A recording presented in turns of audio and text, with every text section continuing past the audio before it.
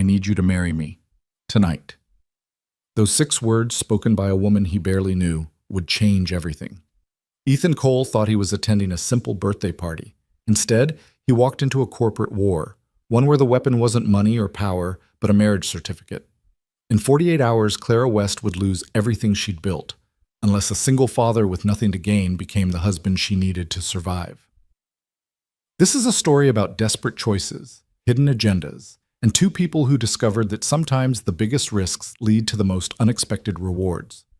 If you're hooked, stay until the end, and don't forget to hit that like button and drop a comment telling me what city you're watching from. I want to see how far this story travels. The house smelled like expensive wine and regret. Ethan Cole stood in the doorway of Richard Palmer's sprawling estate, holding a manila folder like a shield.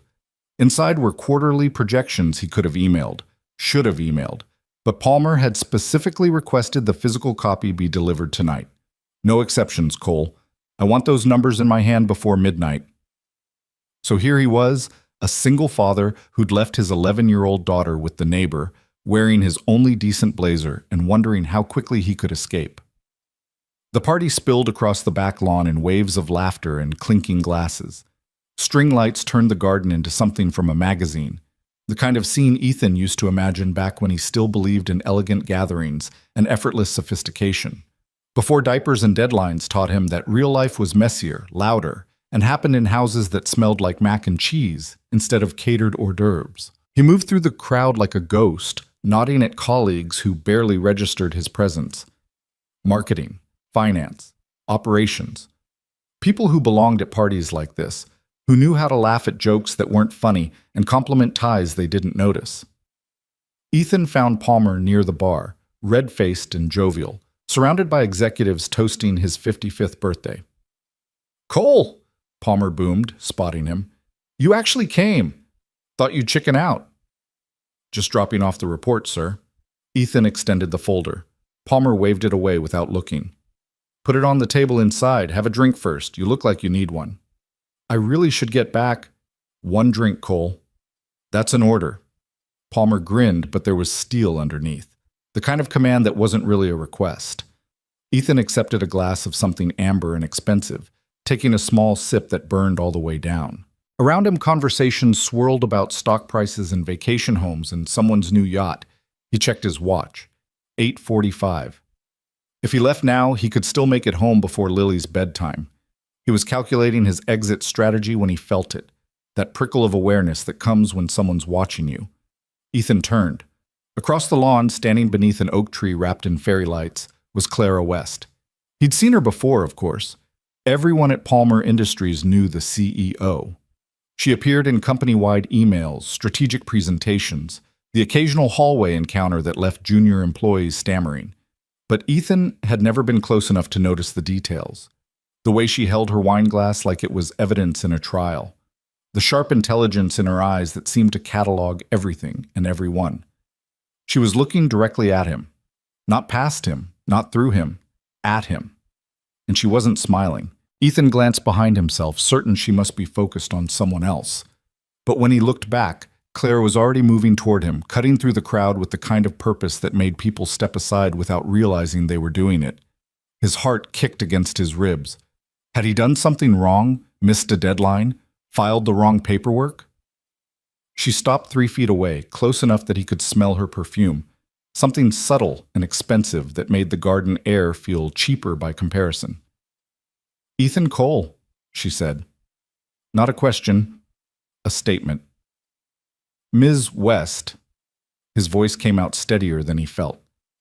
"I didn't realize you'd be here." "Richard's birthday party?" One dark eyebrow lifted. "I'd be a terrible CEO if I missed it." She studied him for a moment, her gaze moving from his face to his worn blazer to the death grip he had on his wine glass. "You look uncomfortable."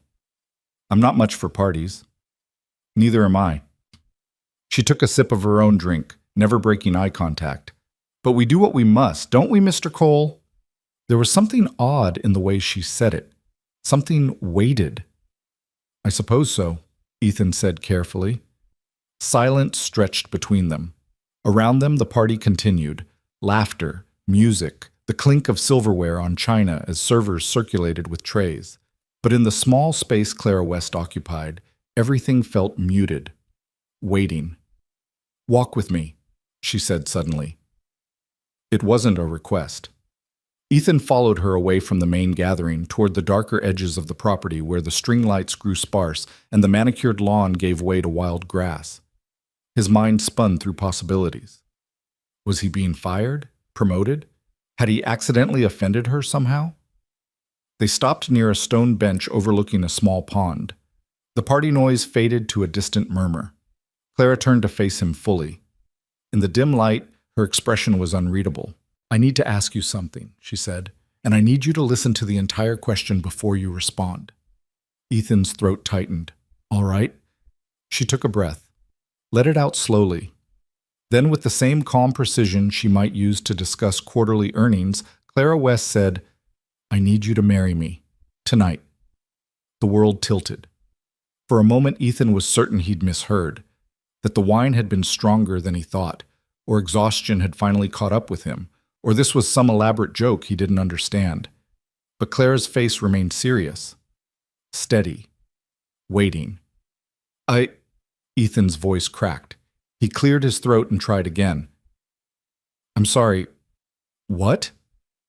"I need a husband," Clara said, as calmly as if she were ordering coffee. "Legally married, documented, and filed, and I need it done within the next 48 hours. Ethan laughed. He couldn't help it. The sound came out sharp and disbelieving. "This is a joke. Palmer put you up to this, didn't he? Some kind of birthday prank?" "This isn't a joke." Something in her tone made Ethan's laughter die. He looked at her, really looked, and saw no humor, no performance, just a woman standing very still, holding herself together with what looked like considerable effort. "Why?" The question came out hoarse. Clara's jaw tightened. "Because in 48 hours, if I'm not married, I lose everything." She reached into her clutch and pulled out a phone, scrolling to a document that glowed blue-white in the darkness. She handed it to Ethan. He stared at the screen. Legal language filled the page, dense paragraphs of clauses and subclauses that his tired brain struggled to parse. But certain phrases jumped out. Upon the death of the trustee, unmarried status renders control null, transfer of majority shares. "My grandfather founded Palmer Industries 40 years ago," Clara said quietly. "When he died, he left controlling shares in trust. The terms seemed reasonable at the time. I'd inherit full control when I turned 35, provided I met certain conditions. I met them all, except one." "You have to be married," Ethan said slowly, "by my 36th birthday, which is Sunday." Clara's voice remained level, but Ethan heard the tremor underneath.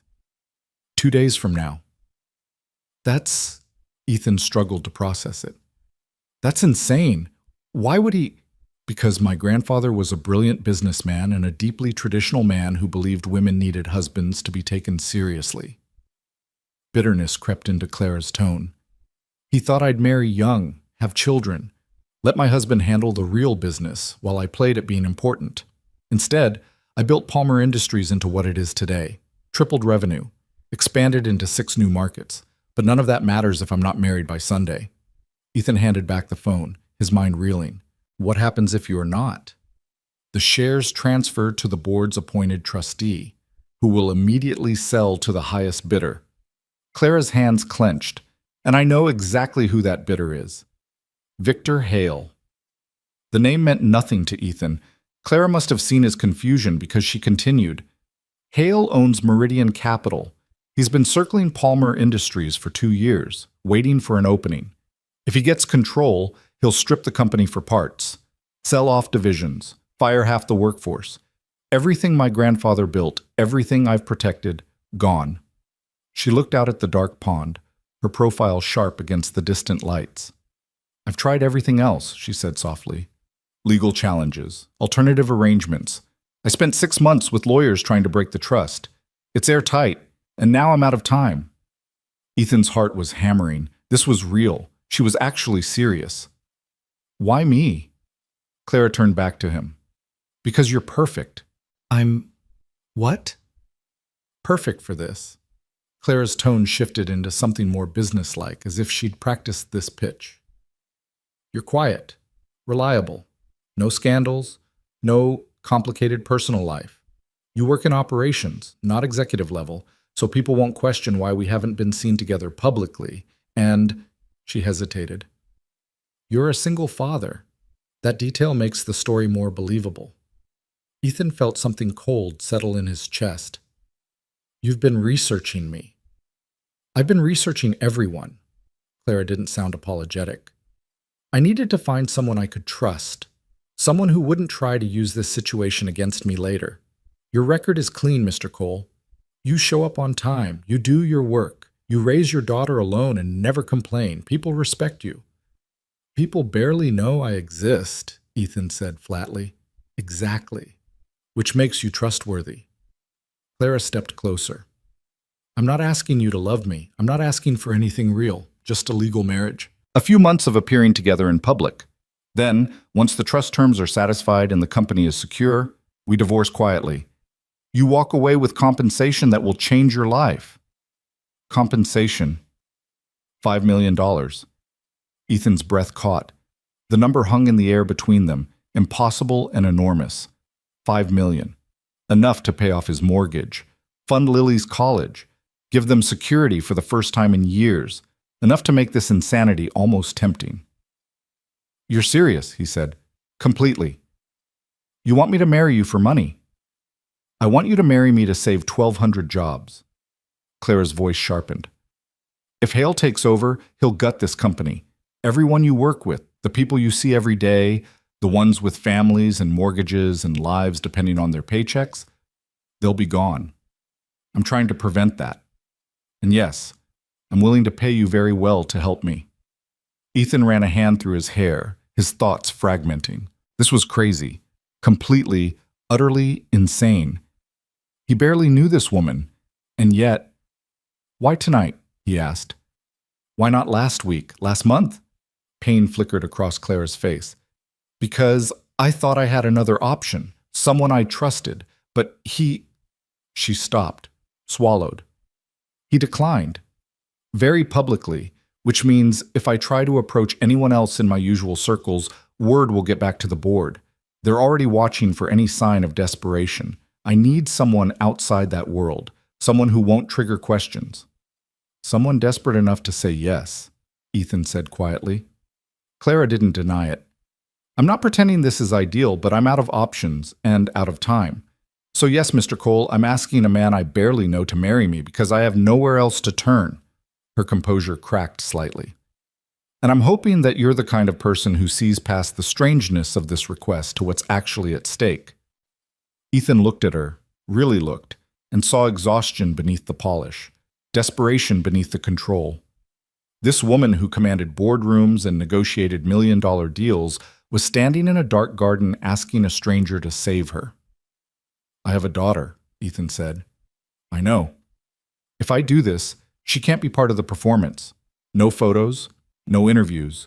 She stays out of it. Clara nodded immediately. Agreed. And I need to think about it. Something close to panic crossed Clara's face. How long? Give me until morning.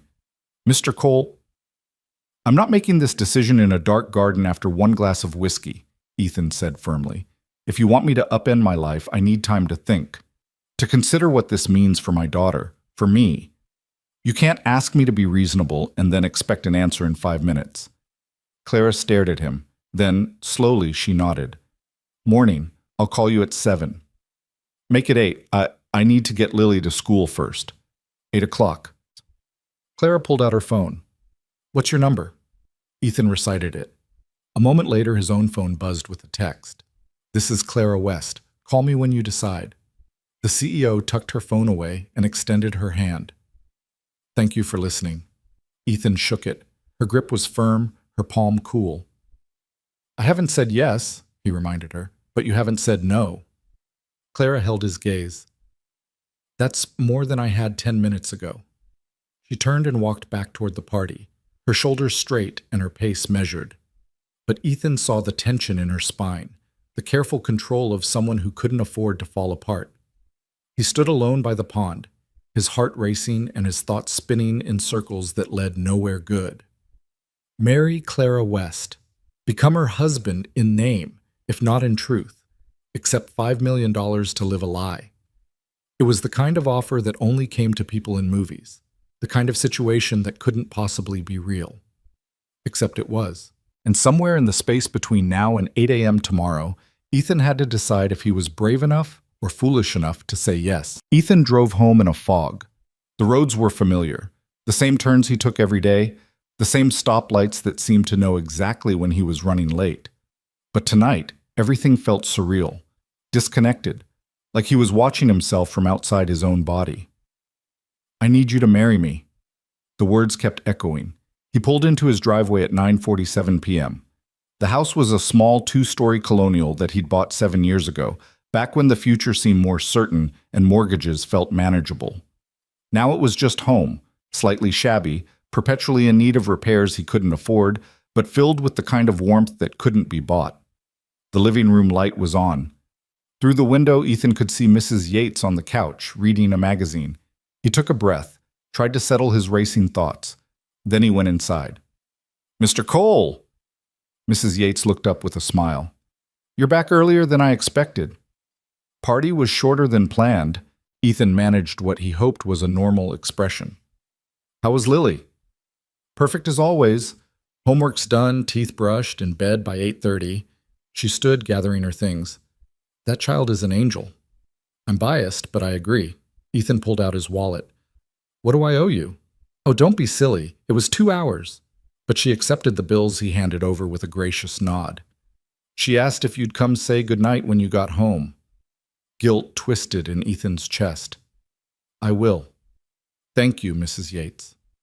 After she left, Ethan climbed the stairs to Lily's room. The door was cracked open, a nightlight casting soft shadows across walls covered in drawings, horses, rainbows, elaborate castles populated by stick-figure princesses. Lily was curled under her comforter, dark hair spread across the pillow. Her eyes were closed, but they opened when Ethan sat on the edge of her bed. "Hey, sweetheart," he whispered. "Sorry I'm late." "It's okay." Lily's voice was thick with sleep. "Did you have fun at the party?" "It was interesting." "Did they have cake?" "Probably. I didn't stay long enough to find out." Lily yawned, her small hand finding his. "You should have brought me some." "Next time." Ethan squeezed her fingers gently. "Go back to sleep." "Dad?" "Yeah? Are you okay? You sound weird." Ethan's throat tightened. Even half asleep, his daughter could read him like a book. "I'm fine, Lil. Just tired." She studied him with eyes that were too perceptive for 11 years old. Then she seemed to accept his answer, settling back into the pillow. "Love you." "Love you too." Ethan kissed her forehead. "Sweet dreams." He stayed until her breathing evened out, watching the gentle rise and fall of her chest. This was his world. This small person who trusted him completely, who depended on him to make good choices, to keep her safe, to be the steady presence she needed. And now he was considering marrying a stranger for money. Ethan went downstairs and poured himself a glass of water he didn't drink. He paced the kitchen, sat at the table, stood again. $5 million. The number kept circling back. It was more money than Ethan would earn in 20 years. More money than his parents had seen in their entire lives. Enough to transform everything. But it meant lying, performing, becoming someone he wasn't. His phone buzzed. A text from an unknown number. "I know this is overwhelming. Whatever you decide, I understand." C.W. Ethan stared at the message. Clara West sending texts at 10 p.m. like she wasn't the CEO of a multi-million-dollar company, like she was just another person, desperate and afraid. He thought about her standing by the pond, the carefully controlled fear in her voice, the way she'd outlined her proposal like a business deal because that was probably the only way she knew how to ask for help. Another text. "For what it's worth, I wouldn't ask if I had any other choice." Ethan's fingers hovered over the keyboard. A dozen responses formed and dissolved. Finally, he typed, "I'll call you at 8. The response came immediately. "Thank you." Ethan set down the phone and stared at the ceiling. Somewhere in this city, Clara West was probably doing the same thing, Two strangers separated by money and status and every logical reason this shouldn't work, both awake and wondering how their lives had led to this moment. He didn't sleep that night. Instead, he sat at the kitchen table with a notepad, writing out the pros and cons like this was a normal decision, like he was choosing between job offers or vacation destinations instead of whether to enter a fake marriage with his company's CEO. Pros: $5 million. Financial security for Lily. Save 1,200 jobs. Pay off mortgage. College fund. Maybe help other people for once instead of just surviving. Cons: lying to everyone. Risk of exposure. What if Lily finds out? What if this destroys my reputation? What if Clara isn't being completely honest? What if I can't pull this off? The list grew longer as the hours passed. By the time dawn light crept through the windows, Ethan had filled 4 pages and come no closer to an answer. At 6:30 a.m., he made coffee. At 7 o'clock, he woke Lily for school. They moved through their morning routine: cereal, backpack check, permission slip for the field trip, reminder about soccer practice on Tuesday. Normal. Everything aggressively normal. "You look terrible," Lily observed over her toast. "Thanks, sweetheart. You really know how to boost a dad's confidence." "I'm serious. Did you sleep at all?" "Not much." Ethan managed a smile. "Work stuff keeping me up." Lily frowned. "Is everything okay? Are we okay?" The question hit harder than it should have. "We're fine, Lil. I promise.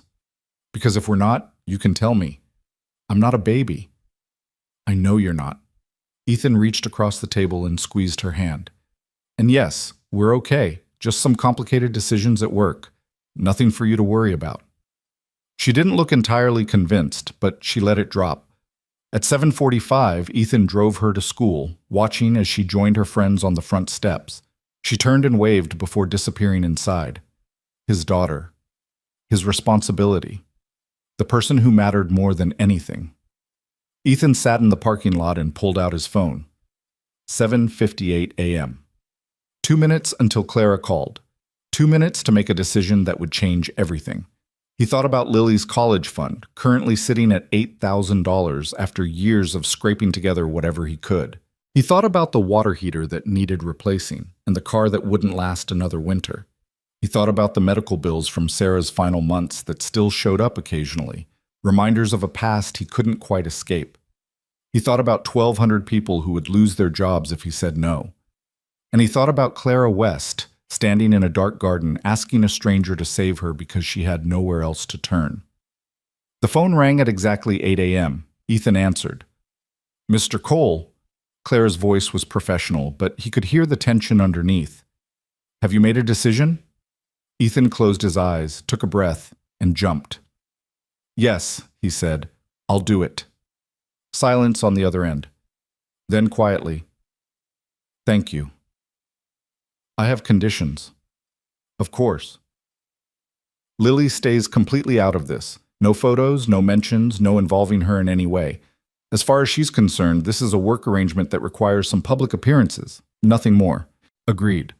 "I want everything in writing. The terms, the compensation, the timeline. I need to know exactly what I'm agreeing to.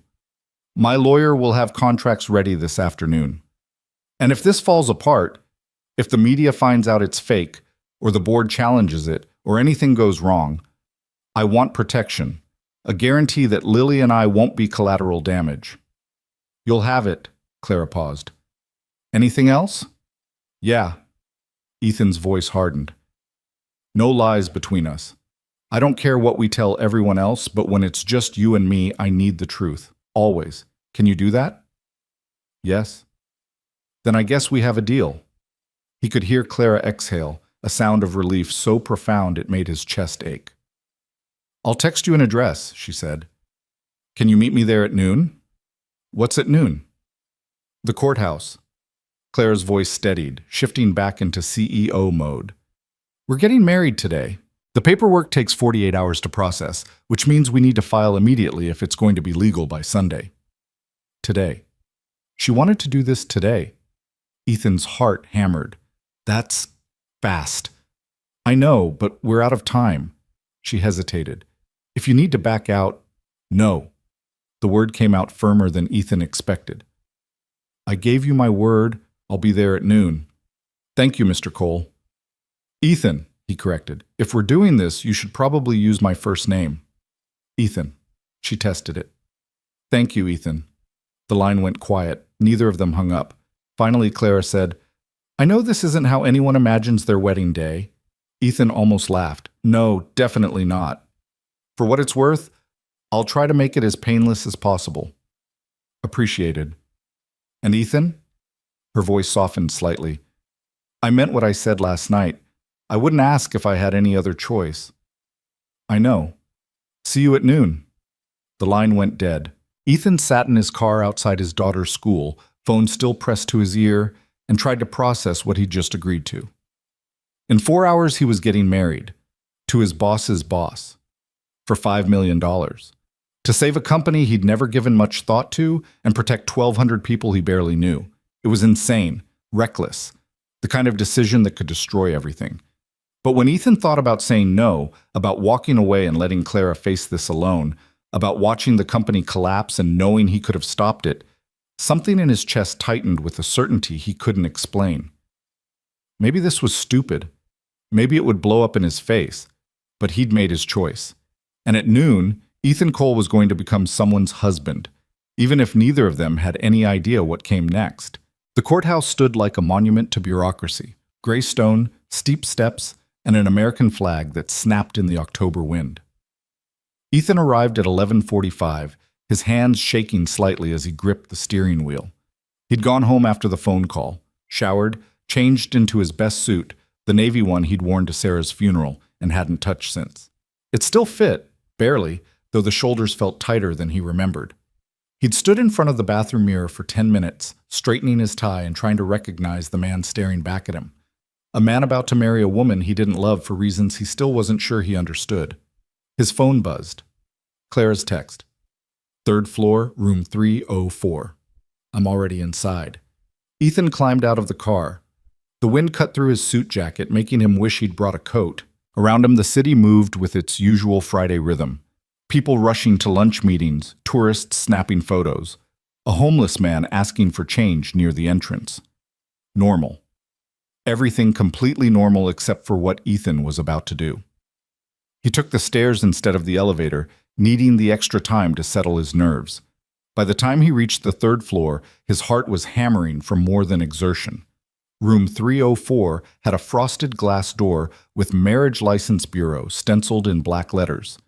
Ethan stood outside it for a long moment, his hand on the doorknob. Last chance to walk away. He pushed the door open. The room was smaller than he expected. Fluorescent lights, beige walls, a handful of plastic chairs that had seen better decades. A bored clerk sat behind a counter, typing something on a computer that looked older than Lily. And in the corner, standing with the kind of stillness that suggested she'd been waiting a while, was Clara West. She wore a cream-colored dress, simple, elegant, nothing that screamed wedding, but formal enough to suggest this mattered. Her dark hair was pulled back, and she held a small clutch purse with both hands like it was the only thing keeping her grounded. When she saw Ethan, relief flickered across her face. You came, she said quietly. I said I would. I know, but part of me thought you'd change your mind. Clara glanced at the clerk, who was studiously ignoring them. We should fill out the paperwork. They approached the counter together. The clerk, a middle-aged woman with reading glasses on a chain, looked up with the expression of someone who'd processed 1,000 of these and would process 1,000 more. Marriage license? She asked. Yes, Clara said. The woman slid 2 clipboards across the counter. Fill these out, both sides. Bring them back when you're done. Ethan took one clipboard, Clara the other.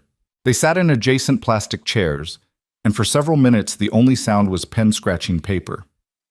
Full name, date of birth, social security number, previous marriages. Ethan paused at that one. His hand hovered over the checkbox. He glanced at Clara, who was writing steadily, her pen moving with the kind of precision that suggested she'd done her homework on every single question. Previous marriages? He asked quietly. Clara didn't look up. I put none. You should put widowed. The word still hurt, even after 3 years. Ethan checked the box and moved on. Current address, emergency contact, occupation.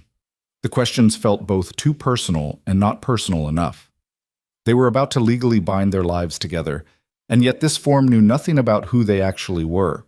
Nothing about Ethan's daughter or Clara's company or the desperation that had brought them here. They returned the clipboards to the clerk, who reviewed them with the enthusiasm of someone reading assembly instructions. "Everything looks fine," she said finally. "That'll be $85. Clara already had her credit card out. The clerk processed it without comment.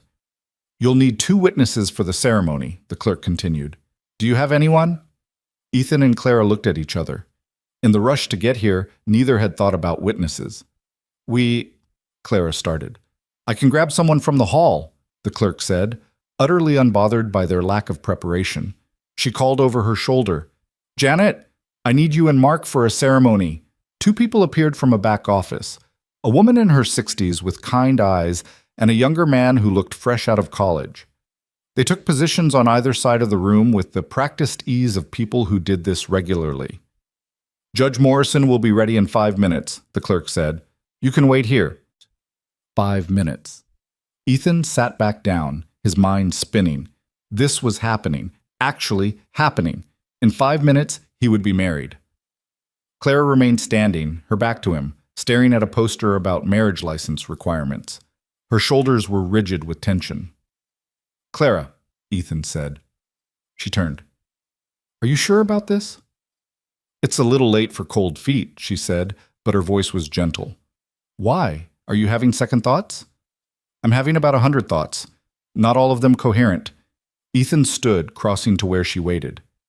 "But I need to know. Is there anything else you're not telling me? Any other surprises waiting down the line?" Clara met his gaze. "No. What I told you last night is everything. The trust, the deadline, Victor Hale waiting to take control. It's all true. And you're certain this is the only way?" "I've spent 6 months trying to find alternatives. This is what's left." She paused. "But if you want to back out, I understand. Just say the word and we walk away. No hard feelings." Ethan studied her face, the careful control, the fear she was trying to hide. He thought about the question Lily had asked this morning. Are we okay? If he did this, they would be, more than okay, set for life. "I'm not backing out," he said. "I just needed to hear you say it again, that this is real." "It's real," Clara's voice dropped. "Unfortunately." A door opened at the far end of the room. A man in black robes emerged, Judge Morrison, presumably. He was in his 70s, with a white beard that would have looked right at home on Santa Claus. "Ms. West? Mr. Cole?" His voice was surprisingly warm. "We're ready for you." They followed him into a smaller chamber. The walls were wood-paneled, hung with official portraits and certificates. A desk sat at the front with the state seal mounted behind it. It looked nothing like the church where Ethan had married Sarah.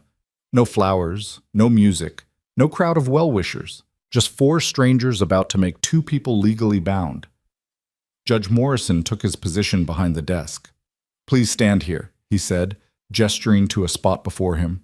Ethan and Clara stood side by side, not touching, barely looking at each other.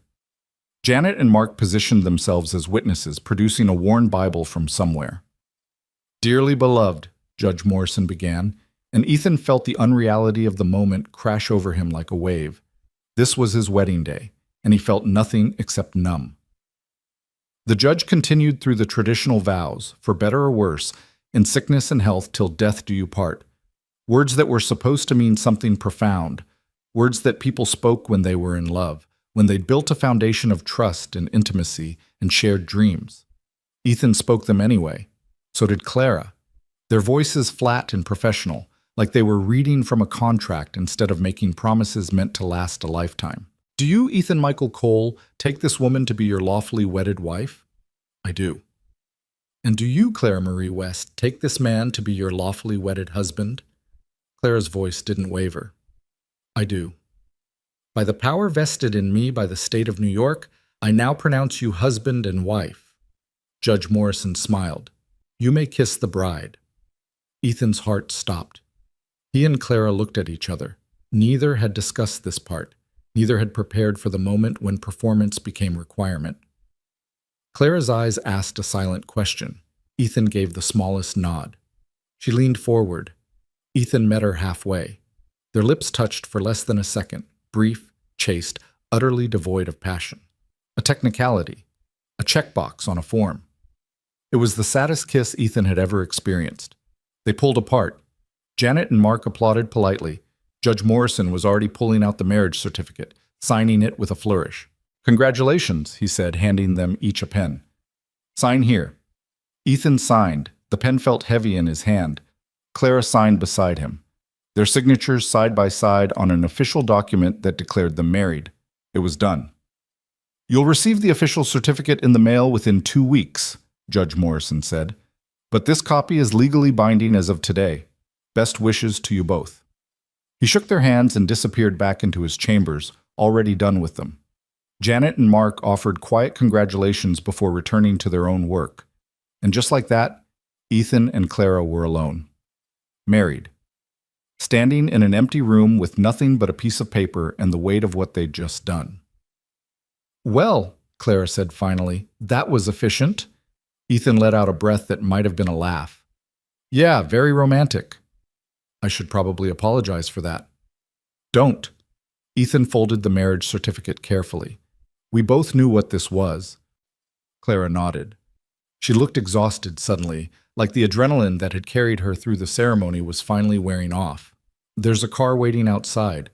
We need to go to my lawyer's office to sign the contracts." "Now?" "The sooner we make this official, the business arrangement, I mean, the better." She hesitated. "Unless you need time." What Ethan needed was to wake up from whatever surreal dream this had become, but that wasn't an option.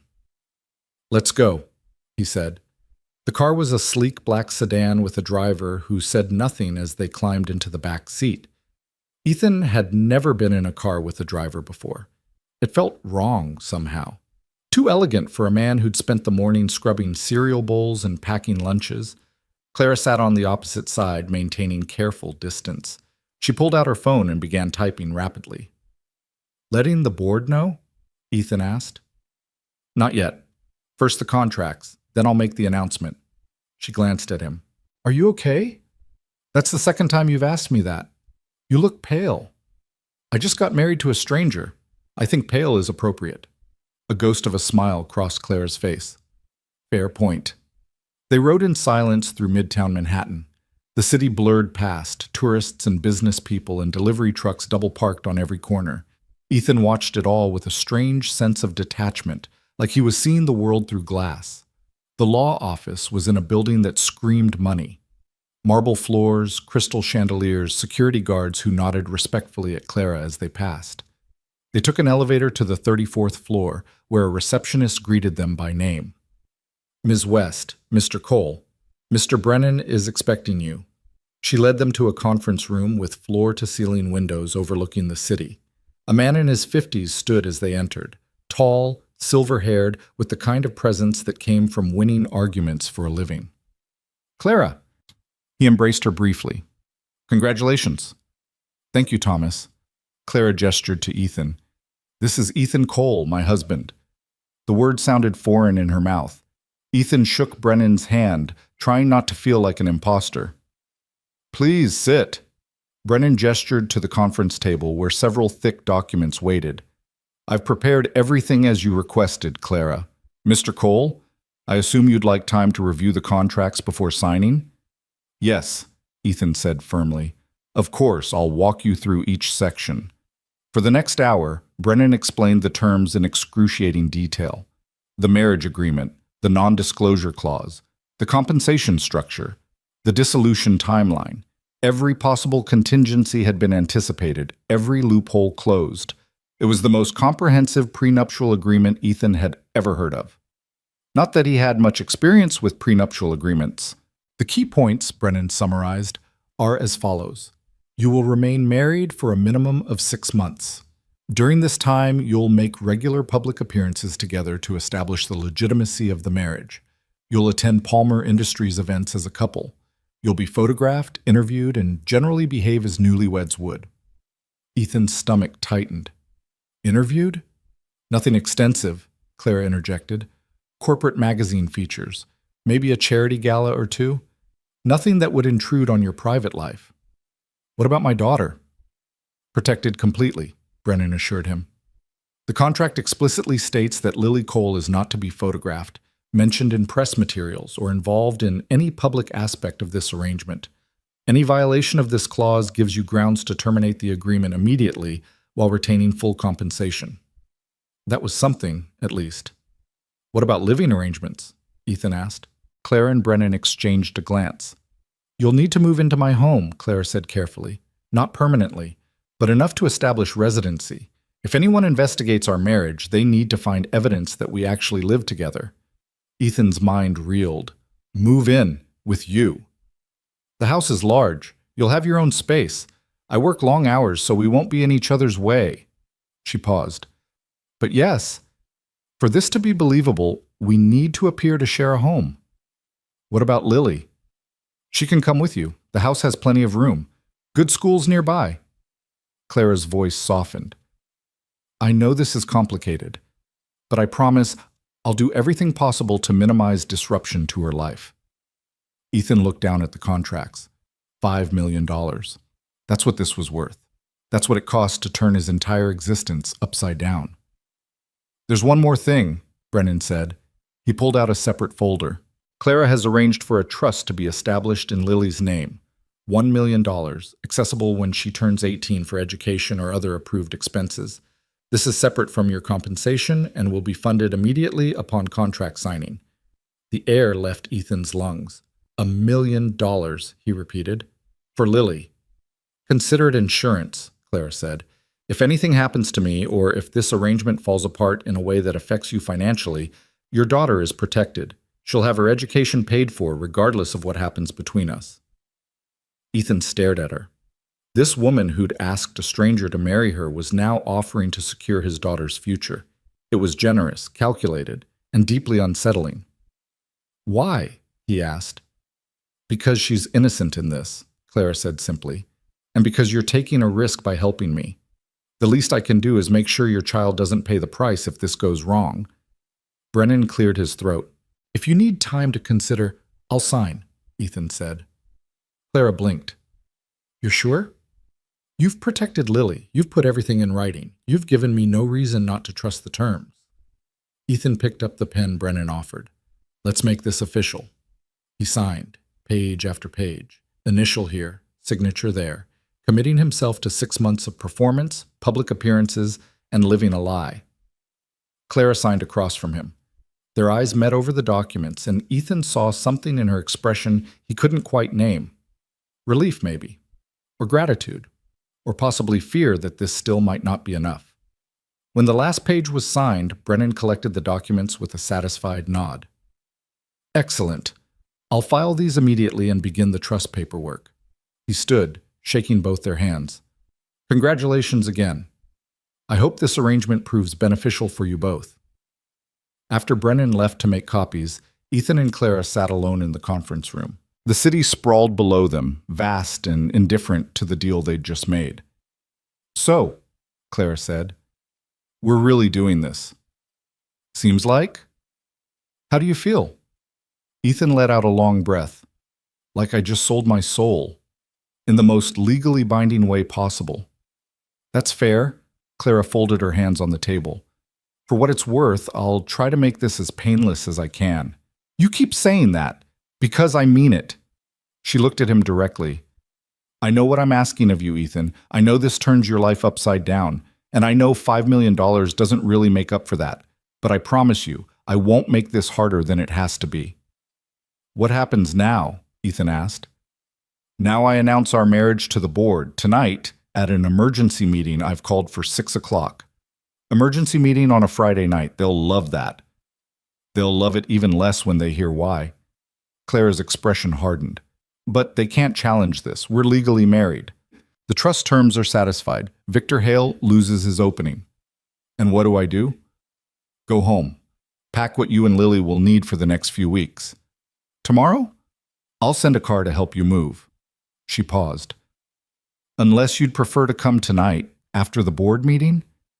Ethan thought about Lily, waiting for him after school, about breaking the news that they were moving, about trying to explain this in a way that made any sense. Tomorrow, he said. I need time to talk to my daughter. Of course, Clara stood.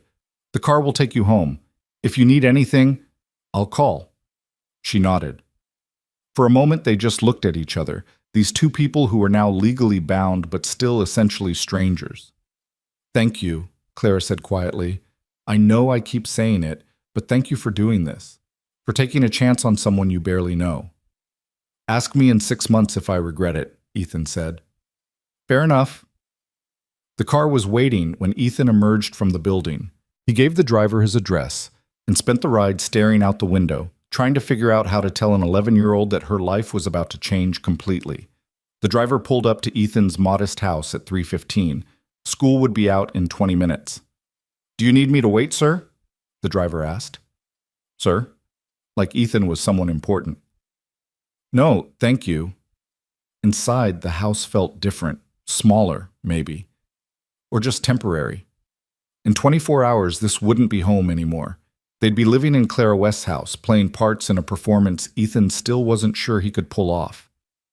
He sat at the kitchen table and pulled out his phone. No messages. No missed calls. The world continuing normally while his spun completely off its axis. At 3:40, he heard the school bus, footsteps on the sidewalk, the front door bursting open. Dad, I'm home! Lily appeared in the kitchen doorway, backpack sliding off one shoulder, her hair escaping from its ponytail. She looked so young, so trusting. Hey, sweetheart. Ethan forced a smile. How was school? Fine. We had a pop quiz in math, but I think I did okay. She dropped her backpack on a chair. What's for dinner? Actually, I was thinking we could order pizza and talk. Lily's eyes narrowed. Talk about what? Come sit down. She did, wariness crossing her face. You're scaring me. Don't be scared. Nothing's wrong. Ethan took a breath. But there is something I need to tell you, something big. Are we moving? The question startled him. Why would you ask that? Because you have that look. Like when you told me we couldn't afford camp last summer. Like something bad is happening, but you're trying to make it sound okay. His daughter. Too smart for her own good. We are moving, Ethan admitted. Temporarily, but it's not bad. Actually, it might be really good. Where? Do you remember me telling you about my company's CEO, Miss West? Lily nodded slowly.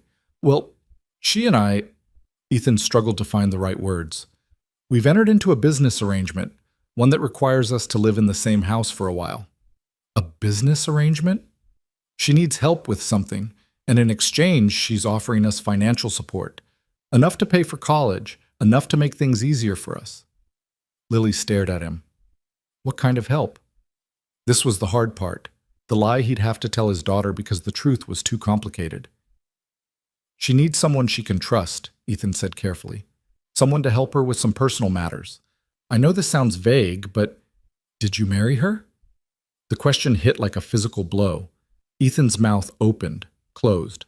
No sound came out. Dad, Lily's voice was very quiet. Did you marry her? How did you... You're wearing a ring. Ethan looked down. The simple gold band Clara had given him at the courthouse. He'd forgotten he was wearing it. You never wear jewelry, Lily continued, and you've been acting weird since last night, and now we're moving into some woman's house. Her eyes filled with tears. You married her without telling me.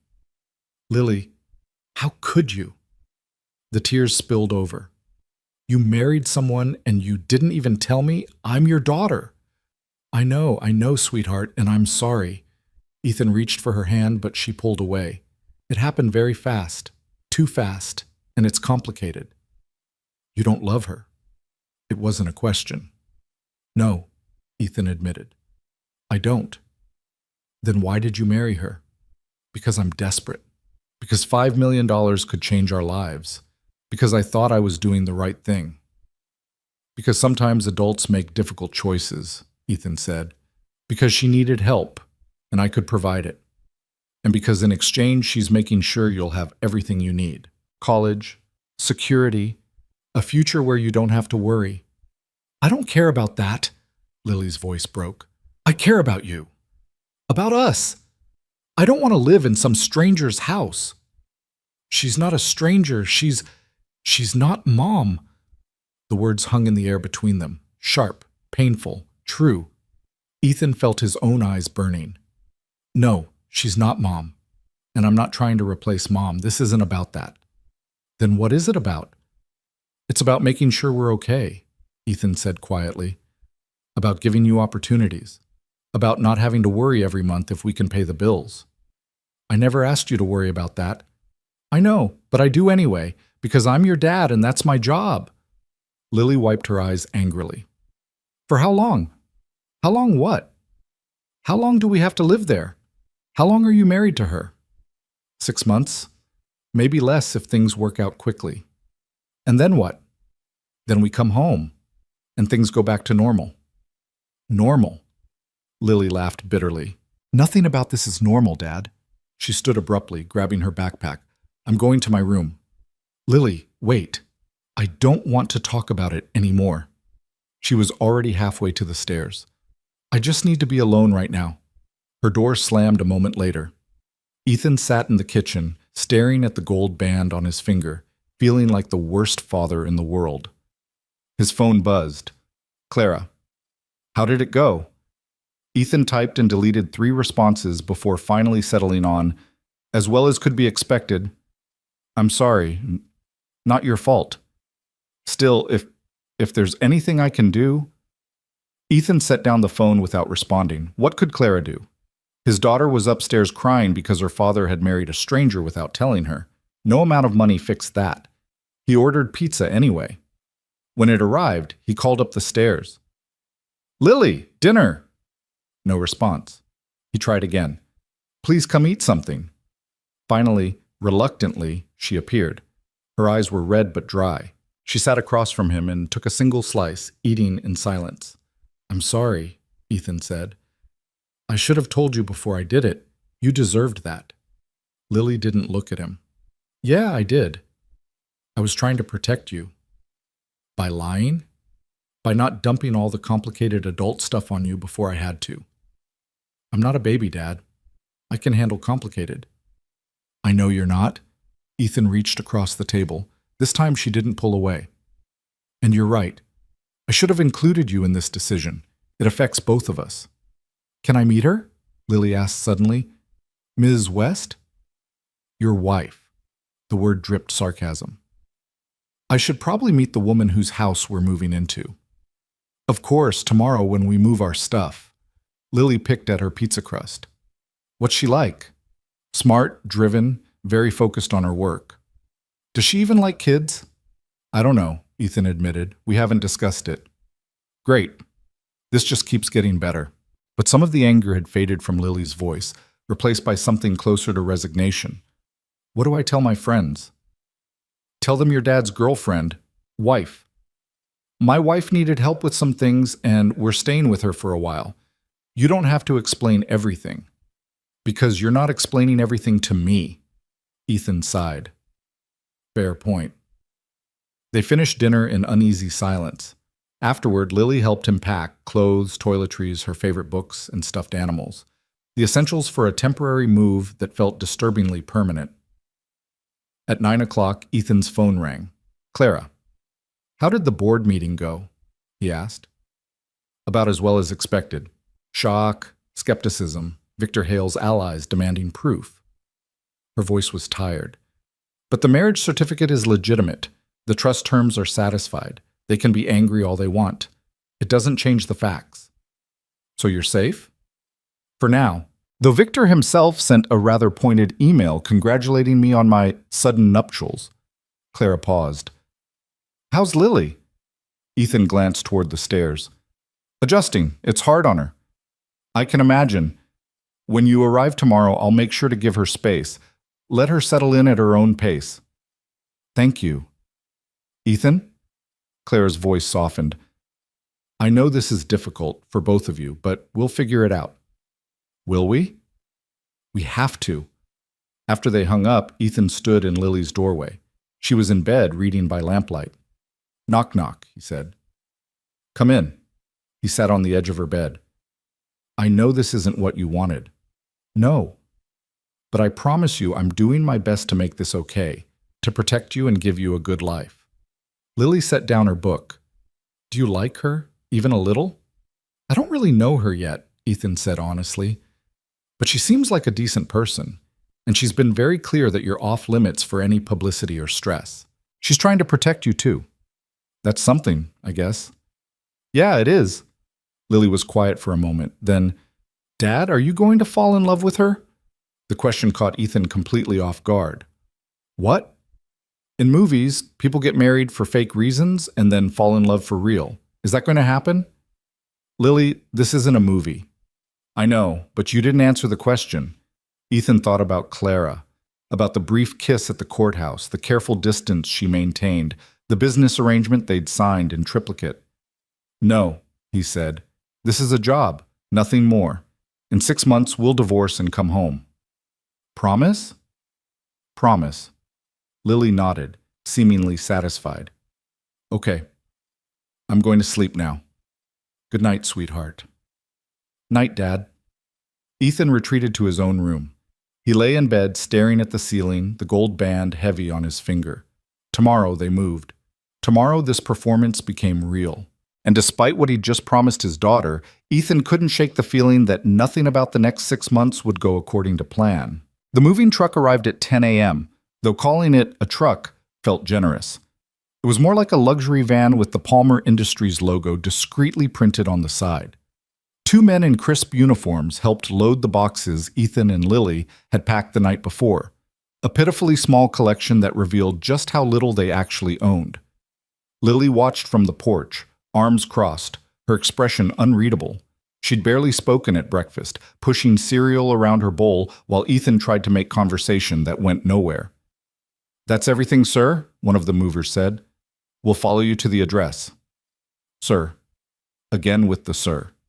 Ethan nodded and turned to his daughter. "Ready?" "Do I have a choice?" "Lily." "I'm kidding." But she wasn't smiling. "Let's just go." They drove in silence through the suburbs, then into the wealthier neighborhoods where houses grew larger and farther apart, hidden behind gates and manicured hedges. Ethan had Googled Clara's address the night before, but seeing it in person was different.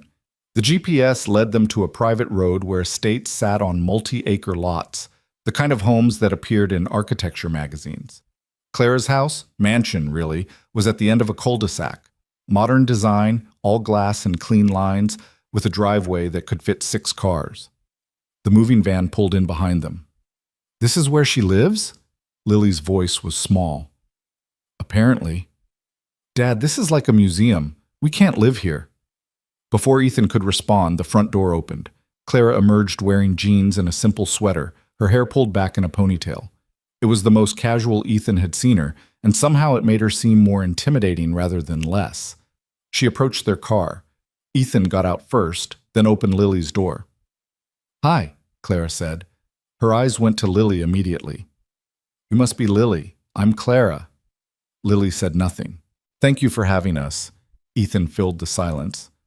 "I know this wasn't exactly planned." "None of this was planned." Clara's smile was careful. "But we'll make it work. Come inside. I'll show you your rooms." The house was even more impressive inside. Vaulted ceilings, an open floor plan, furniture that looked like it cost more than Ethan's car. Everything was pristine, perfectly arranged, utterly impersonal. "The kitchen is through here," Clara said, leading them past a dining room with a table that could seat 12. "Help yourself to anything. I've stocked the fridge with some basics, but if there's anything specific you need, just let me know." Lily was staring at everything with wide eyes. Ethan felt equally out of place. They climbed a curved staircase to the 2nd floor.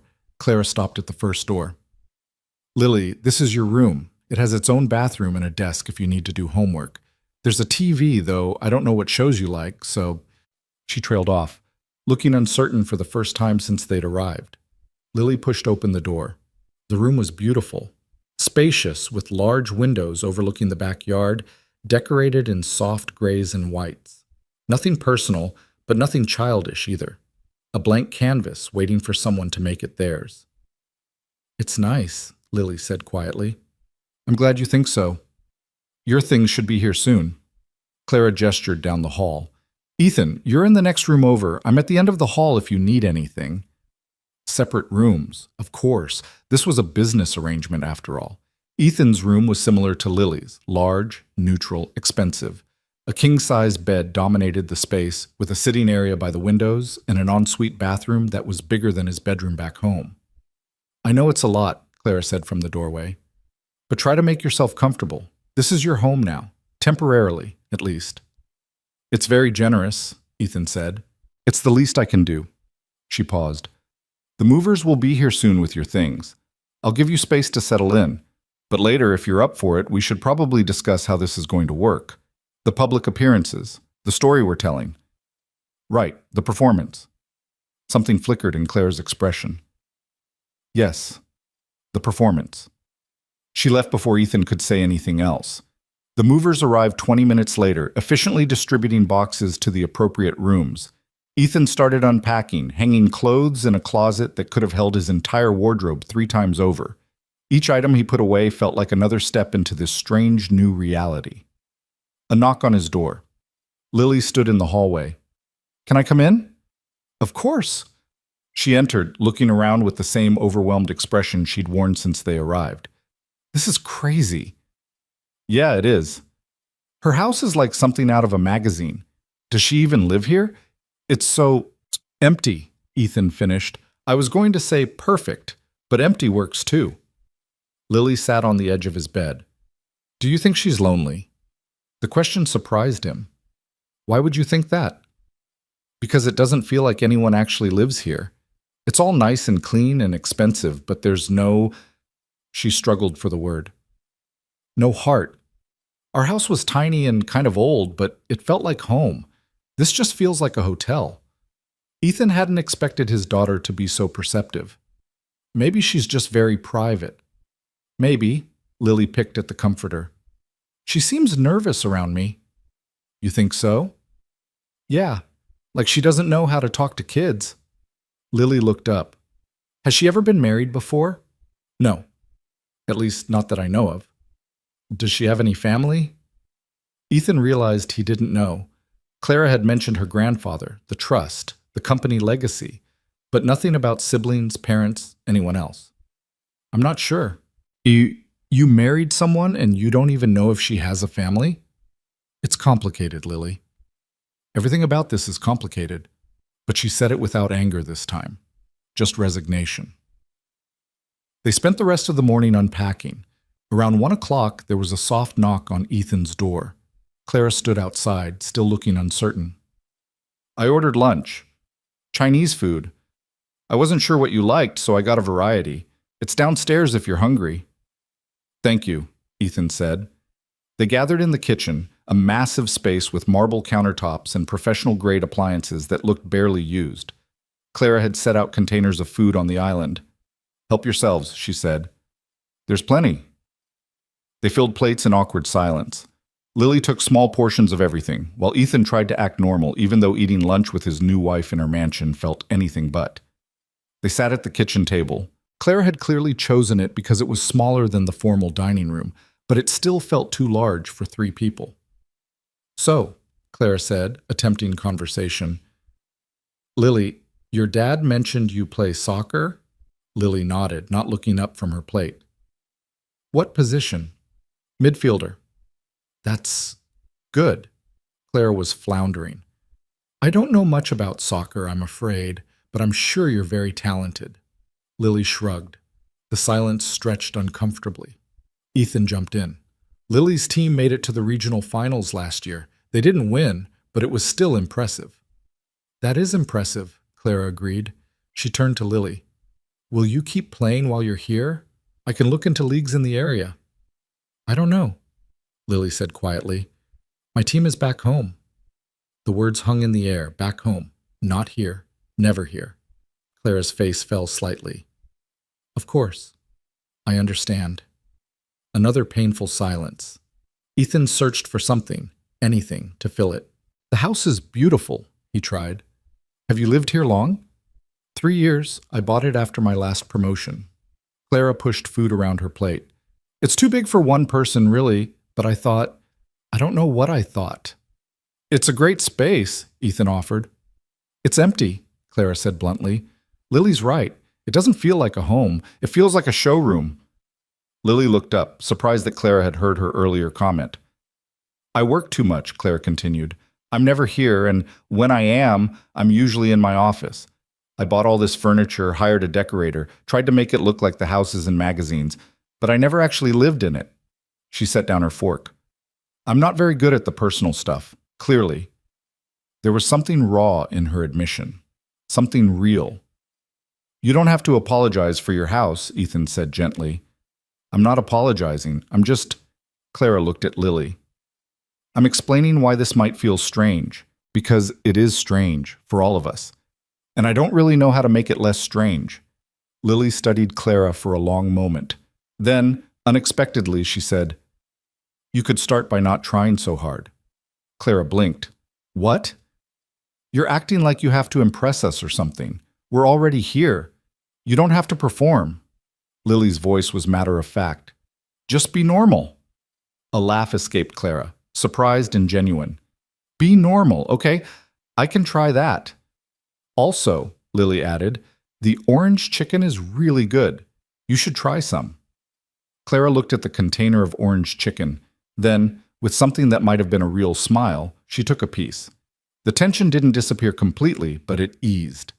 They finished lunch with occasional bits of conversation, nothing deep, nothing profound, just 3 people trying to find their footing in an impossible situation. After lunch, Clara cleared her throat. Ethan, when you have a moment, we should probably discuss the logistics. Right, Lily, can you give us a few minutes? Lily grabbed her phone and headed upstairs. Once she was gone, Clara's demeanor shifted back to business mode. The board is expecting me to introduce you at the company gala next Friday, she said. It's our biggest fundraiser of the year. Everyone will be there. Press, investors, the full board. Next Friday, that's soon. I know, but we need to establish this marriage publicly as quickly as possible. The longer we wait, the more questions people will ask. Clara pulled out her phone, scrolling through what looked like a schedule. Between now and then, we should be seen together. Dinner at a nice restaurant. Maybe a walk in the park. Something that gets photographed but looks natural. Staged, candid photos. Exactly. She didn't sound happy about it either. I've hired a publicist to help manage the narrative. She'll coordinate with certain photographers who can be trusted to make it look organic. This is surreal, Ethan muttered. Welcome to my world. Clara set down her phone. There's something else. The gala is formal. You'll need a tuxedo. I don't own a tuxedo. I've arranged for a tailor to come by on Wednesday. He'll fit you for one. And before you say anything about the cost, it's part of the arrangement. You're representing Palmer Industries now. You need to look the part. Ethan wanted to argue, but she was right. He couldn't show up to a high society gala in his one decent suit. What about Lily? He asked. I can't leave her alone for these events. I've thought about that. Mrs. Yates, your neighbor who usually watches her. I'd like to hire her full-time, to stay here when we need to be out. The pay would be excellent, and it would give Lily consistency with someone she already knows and trusts. Ethan stared at her. You've really thought this through. I've thought about nothing else for weeks. Clara's voice was tired. I know I'm asking a lot. I know this disrupts everything, but I'm trying to make it as smooth as possible, for all of us. I appreciate that. They sat in silence for a moment, then Clara asked quietly, How is Lily really doing with all this? She's angry, hurt that I didn't tell her before the wedding, scared about what this means. Ethan met Clara's eyes. But she's tough. She'll adjust. She seems like a remarkable kid. She is, pride crept into Ethan's voice. Smarter than me, that's for sure. She saw through this whole thing in about 5 seconds. What did you tell her? That it's a business arrangement, that we're helping each other, that it's temporary. Ethan paused. She asked if I was going to fall in love with you. Clara's expression flickered. What did you say? I said no. That this is a job, nothing more. Right. Clara's voice was carefully neutral. Of course, that's what we agreed. Is it not? No, it is, absolutely. She stood abruptly. I should let you finish settling in. If you need anything, I'll be in my office. Down the hall, last door on the left. She was gone before Ethan could respond. He sat alone in the pristine kitchen, wondering what he'd said wrong. The rest of the weekend passed in careful politeness. Clara worked most of Saturday, emerging only for meals. Lily explored the house and backyard, finding a swimming pool that hadn't been used in months, and a library with books that looked unread. On Sunday morning, Ethan woke to the smell of coffee.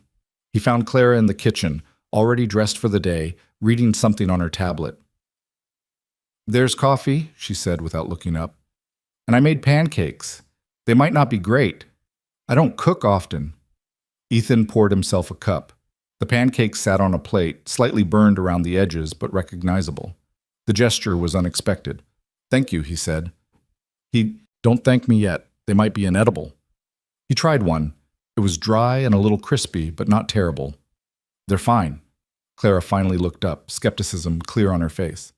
You're lying. Okay, they're a little dry, but the effort is appreciated. A small smile crossed her face. I watched a YouTube video. Apparently I need more practice. Lily appeared in the doorway, drawn by the smell of food. She looked at the pancakes, then at Clara, then at Ethan. Did she make those? Lily asked. I did, Clara confirmed. Fair warning, they're not very good. Can I try one? Clara slid the plate toward her. Lily took a bite, chewed thoughtfully, then grabbed the syrup and doused the pancake.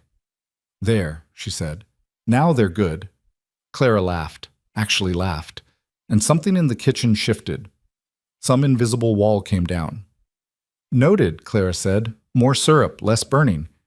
They ate breakfast together, the conversation coming easier than before. Lily asked about the pool, and Clara admitted she'd never used it. Ethan mentioned the library, and Clara confessed she'd bought the books for decoration. You bought books for decoration? Lily was horrified. That's like a crime. I know, I meant to read them. I just never had time. Can I read them? Clara blinked. Of course, read anything you want. After breakfast, Lily disappeared into the library with an armful of books. Clara and Ethan cleaned up the kitchen in companionable silence. She's warming up to you, Ethan observed. Maybe. Or she's just excited about the books. Clara rinsed a plate. I meant what I said yesterday. She's remarkable. You've done a great job with her. I can't take all the credit. Her mother... Ethan trailed off. You don't talk about her much. Your wife. Ex-wife. Technically. Ethan dried a pan. Sarah died 3 years ago. Cancer. By the time they found it, there wasn't much they could do. I'm sorry. Thank you. Ethan set down the towel. It was hard, on both of us, but we got through it. Just the two of you? Yeah, Sarah's parents passed before Lily was born. Mine live in Florida and aren't very involved, so it's been just us. He looked at Clara. That's why this is complicated. Lily's used to it being just us. Bringing someone else into that equation, even temporarily, disrupts the balance, Clara finished. Exactly. They finished cleaning in silence. Then Clara said, For what it's worth, I'll try not to disrupt it more than necessary. I know I'm the outsider here. You're not an outsider. Ethan struggled for the right word. You're part of this now, whether any of us planned it or not. Clara nodded slowly. Part of this. Right. Monday morning brought reality crashing back. Ethan had to return to work, his normal job in operations, where he'd now have to face colleagues who might or might not know their CEO had married one of them. Clara left even earlier, back to running her company and managing the fallout from her sudden marriage. Lily started at her new school, a private academy that Clara had arranged, complete with a scholarship that covered everything. She came home subdued, reporting that the kids were fine and the teachers okay, which Ethan knew meant she was struggling. Give it time, he told her. That's what everyone keeps saying. Give it time. Wait and see. It'll get better. Lily dropped her backpack on the floor. What if it doesn't? Then we'll figure something else out. Promise? Promise. Wednesday, the tailor arrived, an elderly Italian man named Giuseppe, who measured Ethan with the kind of precision usually reserved for surgeries. He clucked and muttered and pinned, then promised the tuxedo would be perfect for the gala. Thursday evening, Clara called a meeting in her study. "Tomorrow's the gala," she said without preamble. "We need to coordinate our story." Ethan sat across from her desk. "What story?" "How we met, how long we've been dating, why we got married so quickly." Clara had notes spread out before her. "The truth isn't an option, obviously, but we need something consistent, something that holds up to questions." "Okay, so what's the story?" Clara looked almost embarrassed. "We met at the office. You came to deliver a report one evening and we started talking. We connected over, I don't know, something normal. Coffee, shared interests." "What shared interests do we have?" "I have no idea. That's the problem." She rubbed her temples. "This would be easier if we actually knew each other." "Then maybe we should fix that," Ethan said. Clara looked up. "What?"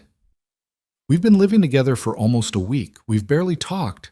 We don't know anything real about each other. If we're supposed to convince people we're married, maybe we should act like it." "You want to, what, get to know each other?"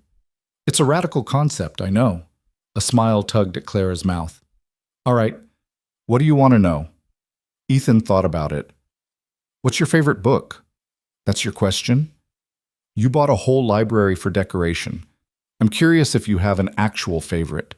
Clara leaned back in her chair. "Pride and Prejudice. I read it when I was 13 and must have read it 20 times since. It's ridiculous and romantic and I love it." "Really? Why do you sound surprised?" "Because you seem more like a, I don't know, business biography person." "I read those too, but Elizabeth Bennet was my hero growing up. Smart, stubborn, refusing to marry for anything less than love." Claire's expression was wistful. "Ironic, given my current situation." "You married for survival," Ethan said. "That's different." "Is it?" They looked at each other across the desk. Something passed between them, understanding maybe, or recognition of their shared predicament. "My favorite book is The Count of Monte Cristo," Ethan offered.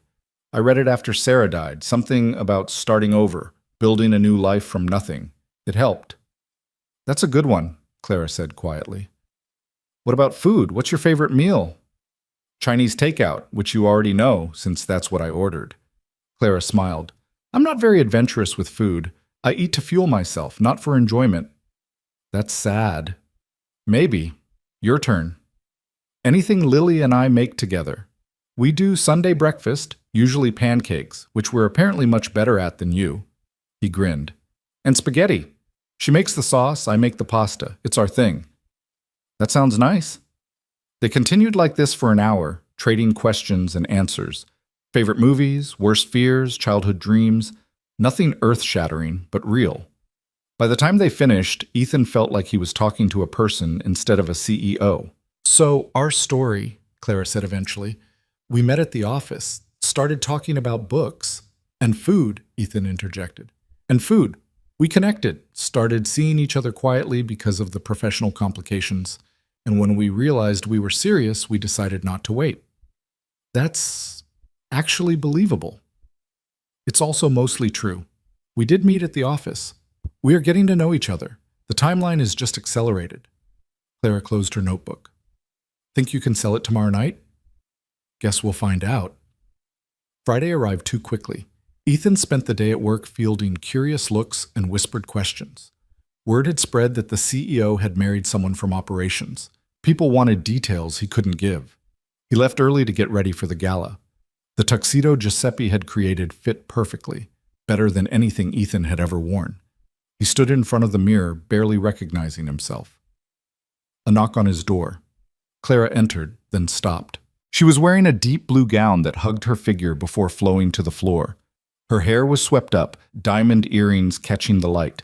She looked stunning, like someone who belonged at galas and in magazines. And Ethan looked like he was playing dress-up. "You look nervous," Clara observed. "I am nervous. I've never been to anything like this." "Neither had I, the first time." Then I realized something. They're all just people. Richer people, more powerful people, but still just people. Most of them are as insecure as we are. They just hide it better. That's supposed to make me feel better? Yes. She crossed to him and adjusted his bow tie, which had been sitting slightly crooked. Her fingers brushed his collar. There. Perfect. They stood close enough that Ethan could smell her perfume, the same subtle scent from the night they met. Clara met his eyes, her hand still on his tie. We can do this, she said quietly. Together. Together, Ethan echoed. A voice from the hallway. Wow. They stepped apart. Lily stood in the doorway, eyes wide. You both look like movie stars, she said. Thank you, sweetheart, Ethan smiled. You'll be okay here with Mrs. Yates? I'll be fine. I'm 11, not 5. But Lily came forward and hugged him tightly. Good luck, Dad. Thanks, Lil. Lily turned to Clara. You look really pretty. Clara seemed genuinely touched. Thank you, Lily. That means a lot. The car, an actual limousine this time, was waiting outside. Ethan and Clara slid into the back seat, the leather cool against his skin. As they pulled away from the house, Clara reached over and took his hand. What are you doing? Ethan asked. The driver might talk. We should start acting the part. But she squeezed his fingers gently. Is this okay? Her hand was warm in his, small and delicate, but with a firm grip. Yeah, Ethan said. It's okay. They rode in silence, hands linked, heading toward a gala where they'd perform being in love for a room full of strangers. And for the first time since this insanity began, Ethan felt like maybe, just maybe, they could actually pull this off. The hotel ballroom glittered like something out of a fairy tale. Crystal chandeliers cast prismatic light across marble floors. Ice sculptures stood at strategic intervals, catching the glow and throwing rainbows. Women in designer gowns mingled with men in tuxedos, champagne flutes catching the light like tiny stars.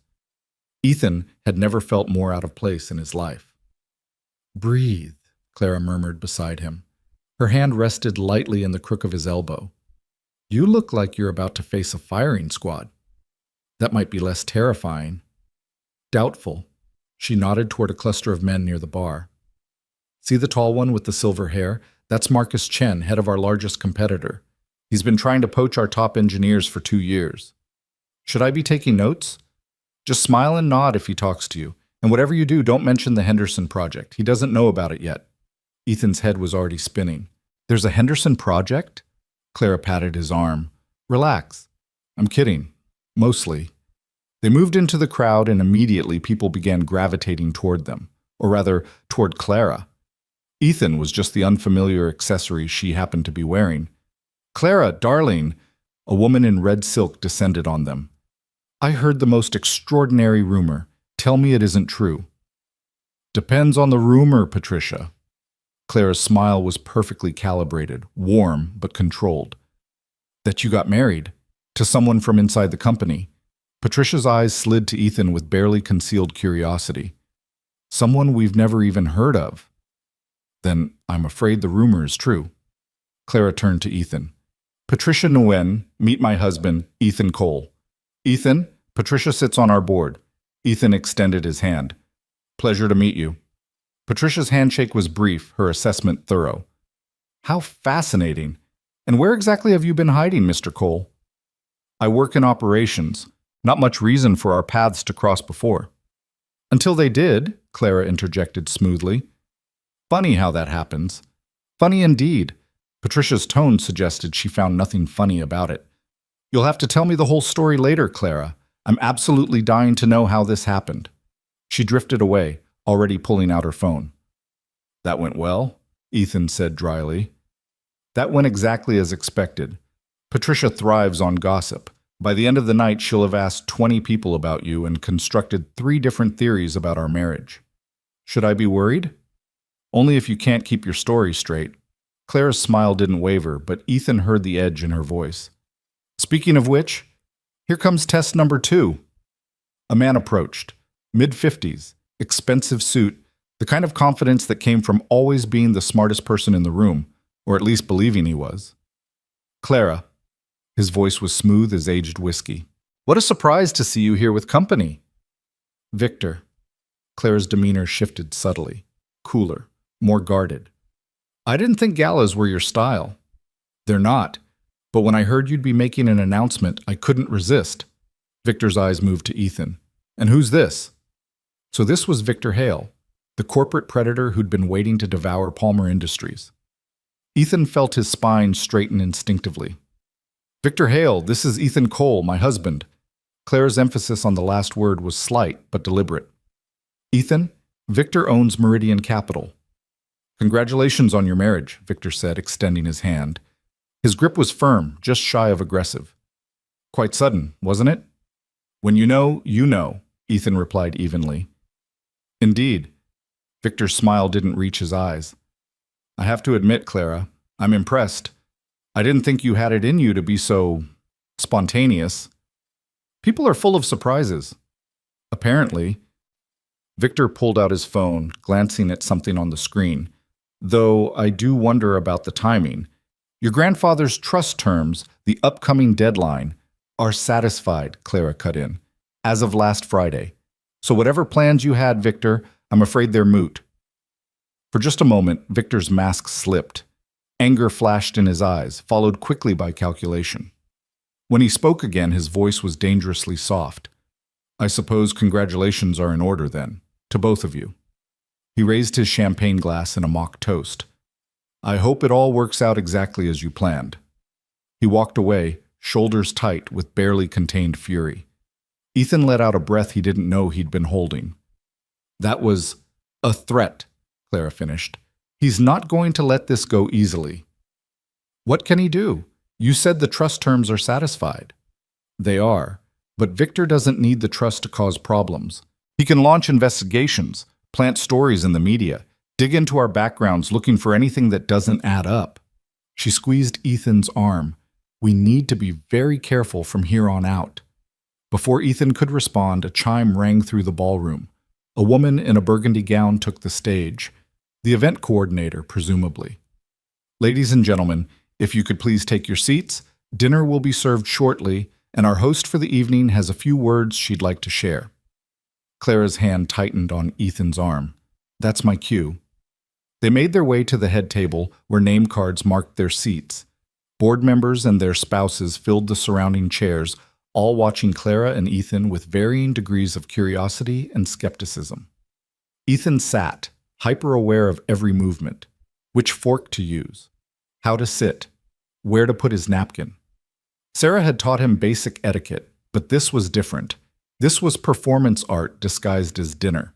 The first course arrived, some kind of foam that Ethan couldn't identify. He watched Clara, mimicking her movements, spoon from the outside, small bites, no slurping. Across the table, an older man with a British accent leaned forward. So, Mr. Cole, what is it you do at Palmer Industries? I work in operations, supply chain management mostly. Fascinating. The man's tone suggested it was anything but. And how did you and Clara meet? Here it was, the story they'd rehearsed. At the office, actually, I was delivering a quarterly report one evening. Clara was still working. Ethan glanced at his supposed wife. We started talking about books, of all things. Turned out we had similar taste. Books, the man repeated. How romantic. It was, actually. Clara joined the conversation smoothly. Ethan recommended The Count of Monte Cristo. I told him about Pride and Prejudice. We ended up talking for 2 hours. And that led to marriage? Not immediately. We kept running into each other, coffee breaks, late nights in the office. Eventually, we admitted there was something there worth exploring. Clara reached over and placed her hand on Ethan's. When you connect with someone, you don't wait around. It was a good story, believable, based enough in truth that they could sell it. The man seemed satisfied, turning to his neighbor to share the gossip. Clara's hand remained on Ethan's for a moment longer than necessary before pulling away. The meal continued through multiple courses. Ethan lost track after the third one.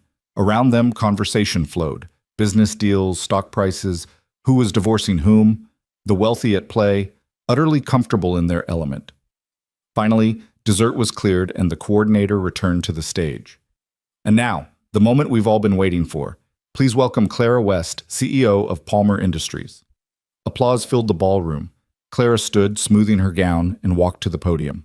Under the lights, she looked powerful, in control, everything a CEO should be. "Thank you all for coming tonight," she began. "This gala raises money for causes I care deeply about: education initiatives, small business development, opportunities for underprivileged communities. Your generosity makes a real difference." She continued with the prepared remarks, thanking sponsors and donors, but Ethan could see the tension in her shoulders. This was just the warm-up. "Before we conclude, sir," Clara said, "I want to share some personal news. Many of you have heard rumors this week. I'm here to confirm them." The room went silent. "Last Friday, I married Ethan Cole." Clara's eyes found Ethan in the crowd. "Ethan works in our operations division. He's brilliant, dedicated, and somehow puts up with my impossible schedule. We've kept our relationship quiet for professional reasons, but we reached a point where we didn't want to wait any longer." She was good at this. The slight smile, the warmth in her voice. Anyone who didn't know better would think she was genuinely in love. "I know this comes as a surprise to many of you, but the best things in life usually do. Ethan has reminded me that there's more to life than board meetings and quarterly earnings, that sometimes the most important decisions are the ones made with your heart." Ethan felt his chest tighten. She was laying it on thick, but that's what the performance required. "So please join me in celebrating not just the success of Palmer Industries, but the beginning of this new chapter in my life. Thank you." Applause erupted. People stood. Clara left the podium and walked directly to Ethan, who rose to meet her. When she reached him, she did something they hadn't rehearsed. She kissed him. Not the brief chaste kiss from the courthouse. A real kiss, her hands on his shoulders, his automatically going to her waist. It lasted just long enough to sell the story before she pulled back, smiling at him like he was the only person in the room. Cameras flashed, people cheered, and Ethan stood there, his heart hammering, wondering what the hell had just happened. Clara's eyes held a question. "Too much?" Ethan managed a smile. "Just right." They were immediately surrounded by well-wishers. Congratulations came from all sides. Board members who'd been skeptical at dinner now offered handshakes and forced smiles. The performance had worked. Through it all, Ethan felt Victor Hale's eyes on them, watching, calculating, looking for cracks in the facade. The rest of the evening blurred together, more champagne, more small talk, more performing. Ethan's face hurt from smiling, his hand cramped from shaking so many others. Clara never left his side, playing her role perfectly. The devoted wife, the successful CEO, the woman who had it all. Around 11, she finally whispered, "Can we go?" "Please." They made their excuses, thanked the hosts, and escaped to the limousine. The door closed behind them, muffling the noise of the city, and Clara immediately kicked off her heels. "That was exhausting," she said, leaning her head back against the seat. "You were incredible. I almost believed it myself." "That's the idea." She turned to look at him. "Sorry about the kiss. I should have warned you." "It's fine. It sold the story." "It did?" Clara was quiet for a moment. "Thank you for tonight, for playing along, for making it believable. We're in this together, right?" "Right." They rode in silence for a few minutes. Then Ethan asked, "Do you think Victor believed it?" Clara's expression darkened. "No, Victor's too smart for that. He knows something doesn't add up, but as long as he can't prove it, we're safe. And if he can prove it, then we're in serious trouble." The weight of that settled between them. This wasn't over. The gala had been one battle, but the war with Victor Hale was just beginning. When they arrived home, the house was quiet. Mrs. Yates had left a note saying Lily was asleep. Clara and Ethan stood in the foyer, still in their formal clothes, the evening catching up with them. "I need to tell you something," Clara said suddenly. Ethan's stomach dropped. "What?" "Victor's not going to accept this quietly. He'll investigate. He'll dig into your past, my past, looking for anything that doesn't line up." She met his eyes. "If there's anything in your history, anything at all that could be used against us, I need to know now." "Like what?" "I don't know. Debts, legal issues, relationships that ended badly. Anything that could be twisted into a narrative that makes this marriage look fake." Ethan thought about his life, his modest income, his mountain of medical debt from Sarah's treatment, his quiet existence raising Lily. There wasn't much to find. "There's nothing," he said. "I'm boring, Clara. That's kind of the point." "No one's that boring." "I am." Ethan shrugged. "I work, I take care of my daughter, I pay my bills. The most exciting thing that's happened to me in 3 years is this fake marriage." Clara almost smiled. "All right, then we should be fine." "Should be?" "Victor's resourceful. He'll find something, even if he has to manufacture it." She started up the stairs, then paused. "Get some sleep. Monday's going to be chaos at the office." Ethan watched her go, then headed to his own room. He changed out of the tuxedo, hanging it carefully in the closet. The evening felt surreal in retrospect. Had he really just attended a high society gala? Kissed his fake wife in front of hundreds of people? Lied to an entire ballroom? He checked on Lily, sleeping peacefully, her book still open on her chest. Ethan moved it to the nightstand and pulled the blanket over her shoulders. She stirred slightly but didn't wake. His phone buzzed. A text from Clara. "You did great tonight, really. Thank you." Ethan typed back. "You too. We make a good team. Let's hope it's enough." He stared at that last message for a long time before turning off his phone. The weekend passed quietly. Clara worked from her home office while Ethan helped Lily with homework and tried to process everything that had happened. On Sunday, they had breakfast together, Clara's second attempt at pancakes, which were marginally better than the first. "They're still kind of dry," Lily observed. "I'm aware," Clara said dryly. "Cooking is not my strong suit." "What is your strong suit?" Lily asked. "Running a company, making difficult decisions, scaring board members." Clara paused. "Though I'm starting to think those aren't actually valuable life skills." "They sound pretty valuable to me," Ethan said. "They don't help me make pancakes." Lily laughed, and something in Clara's face softened. She was trying, Ethan realized, really trying to fit into their small family unit, even temporarily. Monday arrived with a vengeance. Ethan returned to work expecting awkwardness, but he wasn't prepared for the reality. Everyone knew. The gala photos were all over social media. Clara in her blue gown, Ethan in his tuxedo, the kiss that had sealed their performance. His coworkers didn't know how to act around him anymore. He wasn't just Ethan from operations. He was the CEO's husband. People who'd never given him a second glance now wanted to be his friend. Meetings he'd never been invited to suddenly had room for him. It was deeply uncomfortable. At lunch, he escaped to a quiet corner of the cafeteria. His phone rang. Unknown number. "Hello? Mr. Cole, this is Rachel Torres from the New York Tribune." The woman's voice was all business. "I'm writing a piece about you and Ms. West. I was hoping you'd answer a few questions." Ethan's blood went cold. "I don't think... Just a few quick questions about how you met, your relationship timeline. Our readers are very interested in Palmer Industries' new power couple."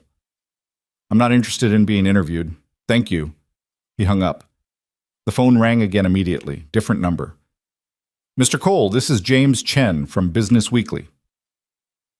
Ethan hung up again. And again. By the time he made it back to his desk, he'd received 7 calls from various media outlets. Clara had warned him this would happen, but knowing it intellectually was different from experiencing it. He texted her. "The press is calling. What do I do?" Her response was immediate. "Don't answer. Refer them to our PR department. I'll handle it." But handling it proved harder than expected. Over the next few days, articles appeared. Speculation about their relationship. Questions about the timing. One particularly aggressive blogger suggested the marriage was a business arrangement to satisfy trust requirements. They were closer to the truth than they knew. On Wednesday evening, Ethan came home to find Clara in the kitchen, laptop open, reading something that made her expression darken. "What's wrong?" he asked. She turned the screen toward him. It was an article titled "The Convenient Marriage, Clara West's Strategic Move." Ethan skimmed it. The author questioned everything. The sudden marriage, Ethan's background, the timing relative to Palmer Industries' fiscal calendar. They'd done their homework, pulling up old photos, interviewing former colleagues, building a case that this wasn't what it seemed. "This is bad," Ethan said. "It gets worse." Clara pulled up another article. This one included interviews with anonymous Palmer Industries employees questioning whether Ethan and Clara had ever actually dated. "Victor's behind this. He has to be." Can he prove anything? Not yet. But he's building doubt, making people question us. And if enough doubt exists, the board could call for an investigation. Into what? Into whether our marriage is legitimate, whether I satisfied the trust requirements in good faith. Clara's hands were shaking slightly. If they determine I married you fraudulently, the trust terms are void. Victor gets exactly what he wanted. Ethan felt panic rising in his chest. What do we do? We need to be more convincing, more public, more... She trailed off, struggling for the word. More real, Ethan finished. Yes, we need to look like an actual married couple, not two people who signed papers and called it a day. Clara was right, of course, but Ethan wasn't sure how to fake something that was supposed to feel genuine. They were already performing. How much more could they give? I have an idea, Clara said slowly, but you're not going to like it. What? There's a Palmer Industries retreat next weekend, executive leadership and their spouses. 3 days at a resort upstate. Team building, strategic planning, all the usual corporate nonsense. Okay? Spouses attend everything. Dinners, activities, the works. We'd be together constantly, in front of everyone. Clara met his eyes. It would be the perfect opportunity to show we're actually a couple, but it also means 3 days of non-stop performance. Ethan thought about it. 3 days of pretending. 3 days of being watched and judged. 3 days away from Lily. What about my daughter? Mrs. Yates can stay with her. I'll pay triple her usual rate. Lily's not going to be happy about this. I know, but Ethan, we don't have a choice. The articles are multiplying. The speculation is growing. If we don't push back hard, Victor's going to win. She was right. Ethan hated it, but she was right. Okay, he said. We'll go. Relief crossed Clara's face. Thank you. But we need to prepare. If we're going to spend 3 days convincing your executives we're in love, we need to actually know each other, really know each other. What do you suggest? Tell me everything. Your childhood, your fears, your dreams, everything that made you who you are. And I'll do the same. Because if someone asks me about my wife's favorite childhood memory or her biggest regret, I need to have an answer. Clara nodded slowly. You're right. When should we start? Now. They moved to the living room, settling on opposite ends of the couch. And for the next 3 hours, they talked. Really talked. Clara told him about growing up in her grandfather's shadow, always trying to prove she was good enough. About the pressure to be perfect, to never show weakness, to earn love through achievement. Ethan told her about Sarah, about the early years when they'd been happy before cancer stole that away. About learning to be a single parent. About the nights he'd cried after putting Lily to bed because he didn't know if he could do this alone. They shared fears and dreams and the small, vulnerable truths people usually kept hidden. And somewhere in those hours, something shifted. The performance became less of a performance.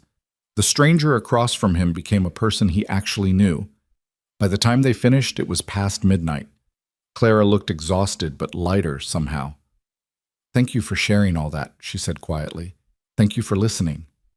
They sat in comfortable silence for a moment. Then Clara said, I should probably tell you, the retreat includes couples activities, trust exercises, that kind of thing. Ethan groaned. Of course it does. One of them is a marriage quiz. They ask both partners questions separately, then see how many answers match. Wonderful. At least now we have a chance of passing it. Clara stood, stretching. I'm going to bed. Big day tomorrow. Clara? She turned. We're going to be okay. We'll get through this. A genuine smile crossed her face. You keep saying that. I'm starting to believe you. After she left, Ethan sat alone in the quiet house. Through the window, he could see the city lights in the distance. Somewhere out there, Victor Hale was plotting his next move. Somewhere, reporters were writing articles questioning their marriage. Somewhere, the truth was waiting to destroy everything. But in this moment, Ethan felt something he hadn't expected. Hope. The resort sat nestled in the Catskills, all rustic elegance and manufactured charm.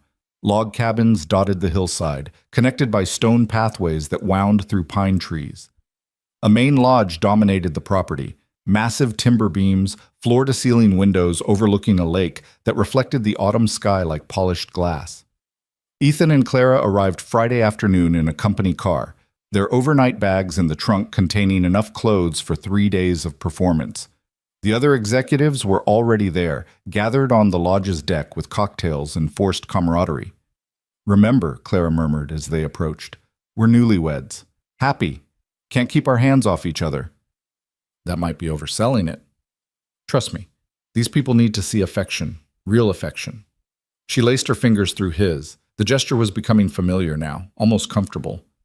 Ethan squeezed back. They were greeted immediately by Richard Palmer, Clara's second-in-command. "Clara! Ethan! Welcome, welcome!" He clapped Ethan on the shoulder with enthusiasm that felt genuine. "Glad you could make it. We've got quite the weekend planned." "So I've heard," Ethan said. "Team building at its finest. Tomorrow morning, we've got trust exercises. Afternoon is the marriage quiz, which you two should ace, being so newly in love. And tomorrow night is the formal dinner." Richard winked. "Sunday's more relaxed, kayaking, hiking, that sort of thing." The marriage quiz. Clara had warned him, but hearing it confirmed made Ethan's stomach tighten. They were shown to their cabin, a cozy structure with a king-sized bed, stone fireplace, and a bathroom with a clawfoot tub. Very romantic. Very much designed for actual couples. Ethan set down his bag and stared at the bed.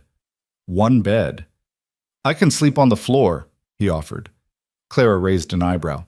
"Don't be ridiculous. We're adults. We can share a bed without it being weird." "Can we?" "We'll have to. If housekeeping comes in and sees pillows on the floor, it'll raise questions." She started unpacking. "Besides, I don't bite." "That's reassuring." "Unless you want me to," Clara added with a slight smirk. Ethan blinked. Was she flirting? "Are you making a joke?" "Trying to." "Is it working?" "I'm not sure yet." They settled in, changing into more casual clothes for the evening's welcome reception. As Ethan emerged from the bathroom, he found Clara standing by the window, her shoulders tense. "You okay?" he asked. "Just thinking about tomorrow, the quiz." She turned to face him. "What if we don't match? What if we fumble basic questions and everyone sees through us?" "Then we laugh it off, blame it on being newlyweds, still learning each other." "Victor will be watching, looking for any crack." "Victor's always watching." Ethan crossed to her, surprising himself by placing his hands on her shoulders. "But we've prepared. We know each other now. Maybe not everything, but enough." Clara leaned into his touch slightly. "When did you become the optimistic one?" "Someone has to be." The reception was exactly what Ethan expected.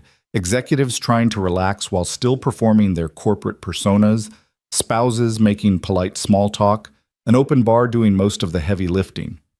He and Clara worked the room together, her hand rarely leaving his arm. Ethan met CFOs and COOs, VPs of departments he'd never heard of, people whose salaries probably exceeded his lifetime earnings. They all wanted to know about the whirlwind romance, the surprise wedding, how Clara had changed since meeting him.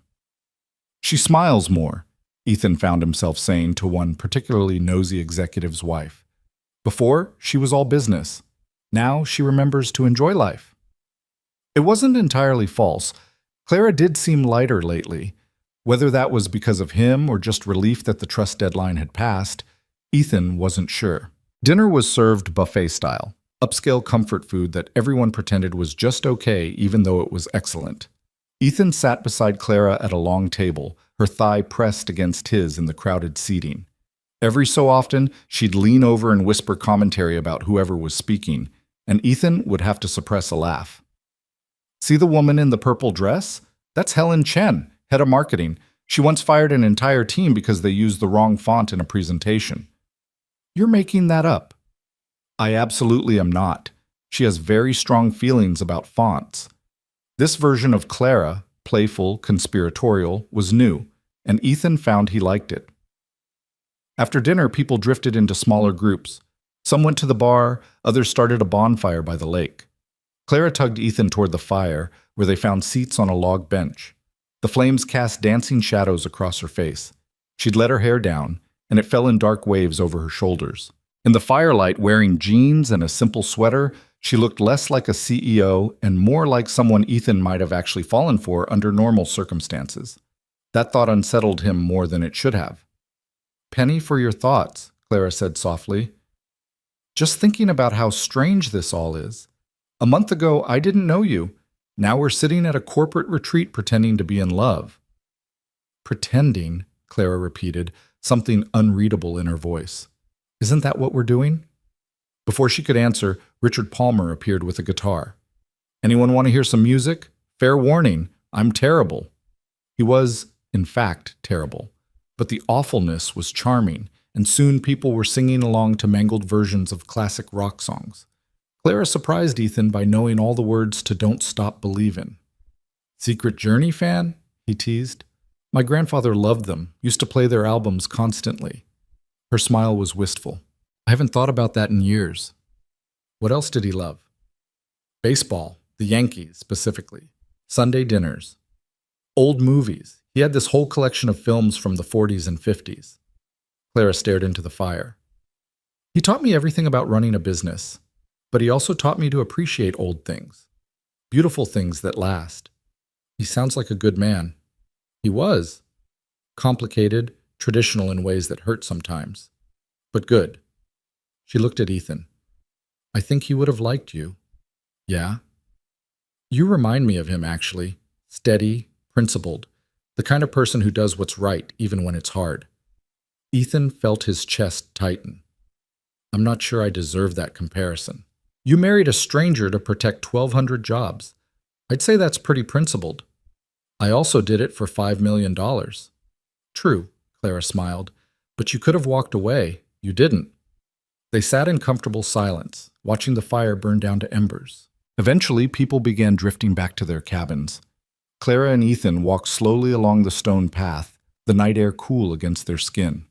Inside their cabin, the reality of sharing a bed became unavoidable. They took turns in the bathroom, brushing teeth and changing into sleepwear. Ethan emerged in a t-shirt and pajama pants to find Clara already under the covers, reading something on her phone. "Which side do you want?" she asked. "I'm fine with either." Diplomatic answer. She patted the right side. "This one's closer to the bathroom. You'll probably need it more than me. Thanks for that vote of confidence in my bladder control." Clara actually laughed. Ethan climbed into bed, careful to stay on his side. The mattress was comfortable, the sheets high thread count luxury. He could smell Clara's shampoo, something floral he'd started to associate with her. "Good night, Ethan," she said, turning off the bedside lamp. "Good night." Darkness settled over the cabin. Yeah. Outside, wind rustled through pine trees. Ethan lay very still, hyper-aware of Clara's presence beside him. He could hear her breathing, feel the slight dip in the mattress. "Can I ask you something?" Clara's voice came through the darkness. "Sure." "Do you ever regret it, saying yes to this?" Ethan considered the question. Did he regret it? His life had been turned upside down. His daughter was upset. He was lying to everyone he knew. But there was also Lily's trust fund, their financial security, and something else he couldn't quite name. "Ask me again in 6 months," he said finally. "Fair enough." More silence. Then Clara said very quietly, "Thank you for being here, for doing this. I know it's not easy." "You've said that before." "I mean it every time." Ethan rolled onto his side, facing where he knew she was in the darkness. "Can I ask you something now?" "Okay." "What happens after? When the 6 months are up and we divorce? What happens to you?" "I keep running the company. The trust terms only require marriage at the time of my 36th birthday. Once that's satisfied, my marital status doesn't matter anymore." "So you'll be free?" "Yes." A pause. "We both will be." The words should have been reassuring. Instead, they left Ethan feeling oddly hollow. He must have eventually slept because he woke to sunlight streaming through the windows and Clara already up, dressed in athletic wear, stretching by the fireplace. "Morning," she said. "Trust exercises start in an hour. I ordered coffee and pastries. They should be here soon." Ethan sat up, running a hand through his hair. "You're chipper." "I went for a run. Helps me think." "And what did you think about?" "Today, the quiz. How to make sure we pass." She sat on the edge of the bed. "I've been going over our conversations, the things we shared, I think we're ready. You think? I hope. She smiled. That's the best I can offer. The trust exercises were exactly as terrible as Ethan feared. Executives and their spouses paired up for activities designed to test communication and cooperation. There was a blindfolded obstacle course where one partner had to guide the other using only verbal instructions, a puzzle that required both people working together, a ridiculous activity involving balancing on planks while answering questions about your relationship. Claire and Ethan fumbled through most of it, but so did everyone else. The point wasn't perfection. The point was showing you could work together, laugh at mistakes, support each other. During lunch, Richard Palmer pulled Ethan aside. You two are good together. Natural. Thanks, Ethan said carefully. I'll be honest, when Clara first announced she was married, I was skeptical. Thought maybe it was impulsive, a mistake. Richard smiled. But seeing you this weekend, the way you look at each other, the way you communicate without even speaking, it's clear you care about each other. Guilt twisted in Ethan's gut. We're still figuring things out. That's what marriage is. Constant figuring out. Richard clapped him on the back. You're good for her, Ethan. She's more relaxed, more human. Hold on to that. The marriage quiz took place after lunch in the main lodge. Couples sat at separate tables while a moderator asked questions. Each partner wrote their answer on a small whiteboard. Then they'd reveal simultaneously to see if they matched. Ethan's palms were sweating. The first questions were easy. Favorite color, favorite food, where they met. Clara had drilled him on these, and they matched perfectly. Then the questions got harder. What was your spouse's childhood dream job? The moderator asked. Ethan thought back to their late-night conversation. Clara had mentioned this. What was it? Marine biologist. No, that wasn't right. Archaeologist. She'd wanted to be an archaeologist, to dig up ancient civilizations. He wrote it down, held his breath. Clara revealed her board. Archaeologist. Ethan showed his. Archaeologist. Relief flooded through him. They matched. The questions continued. Biggest fear. Most embarrassing moment. First concert. Pet peeve. Ethan drew on everything Clara had told him, everything he'd learned over late-night talks and quiet moments. Most couples got 5 or 6 matches out of 10. Ethan and Clara got 9. Newlyweds, the moderator said with a knowing smile. Still in that phase where you talk all night and learn everything about each other. Enjoy it while it lasts. People laughed. Clara's hand found Ethan's under the table, squeezing tight. They'd done it. They'd passed. That evening's formal dinner was a celebration of the successful retreat. People were relaxed now, the corporate mask slipping. Wine flowed freely. Conversations grew louder, more genuine. Ethan found himself actually enjoying it. He'd gotten to know some of the other spouses.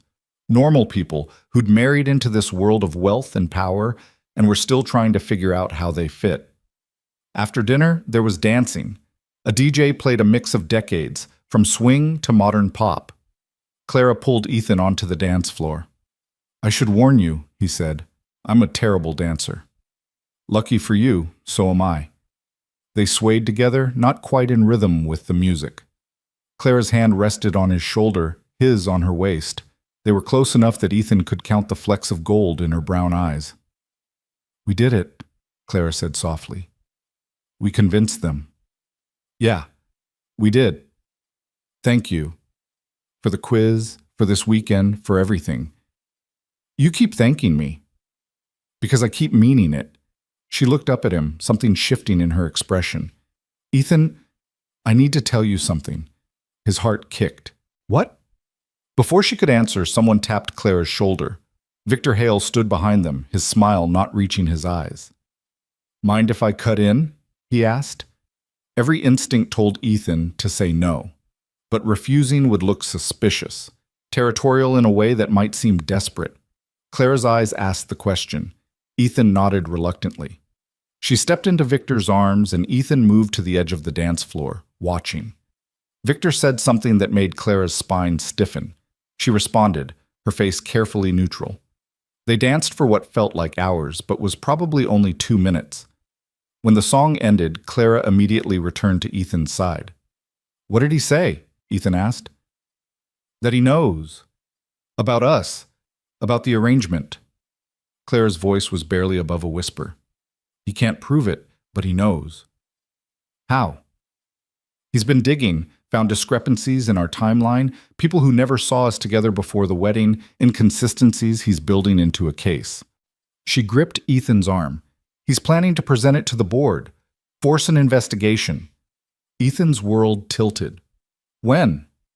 Monday, emergency board meeting. Clara looked genuinely afraid for the first time since Ethan had known her. If they vote to investigate, if they find proof we married fraudulently, I lose everything. The company, my reputation, all of it. What proof does he have? I don't know, but Victor doesn't bluff. She pulled him toward the exit. We need to talk, somewhere private. They walked to their cabin in tense silence. Inside, Clara paced while Ethan tried to process what was happening. There has to be something we can do, he said.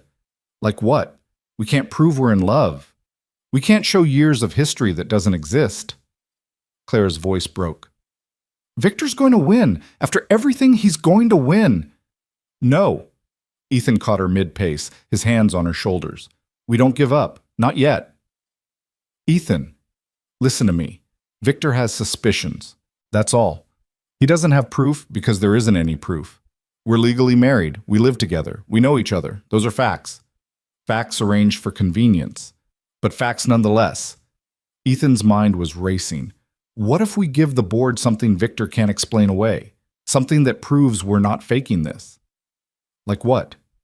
Ethan didn't let himself think too hard about what he was about to suggest. What if we didn't get divorced? Clara went very still. What? You said the trust only requires you to be married at 36. It doesn't specify how long the marriage has to last afterward. So what if we stayed married? Not for 6 months, for real. Ethan, that's crazy. Is it? Think about it. Victor's whole case is that we married for convenience and plan to divorce once the trust clears. If we're still married a year from now, 2 years, his argument falls apart. You can't possibly want to stay married to me, Clara said. Why not? Because you barely know me. Because this was supposed to be temporary. Because you deserve better than a marriage of convenience that never ends. What if it's not convenient anymore? The words came out before Ethan could stop them. What if somewhere in the past month this stopped being entirely fake? Clara stared at him. What are you saying? I'm saying that I like you, Clara. Really like you. I like the way you try to make pancakes even though you're terrible at it. I like how you remember everything Lily tells you. I like that you're brilliant and driven, but also kind. I like coming home to you. Ethan, I'm not saying I'm in love with you. We haven't had enough time for that. But I could be. I think I could be. He took a breath. So what if we gave this a real chance? No timeline, no contract, just two people seeing where this goes. Tears were streaming down Clara's face. You don't mean that. You're just trying to save me. I'm trying to save us both. Ethan wiped her tears with his thumb. Because I think you feel it too. This thing between us that's more than just performance. I do, Clara whispered. I feel it, and it terrifies me. Why? Because what if you change your mind? What if 6 months from now you realize this was all a mistake and you resent me for trapping you? You're not trapping me.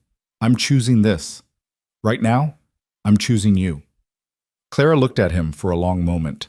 Then, slowly, she reached up and pulled his face down to hers.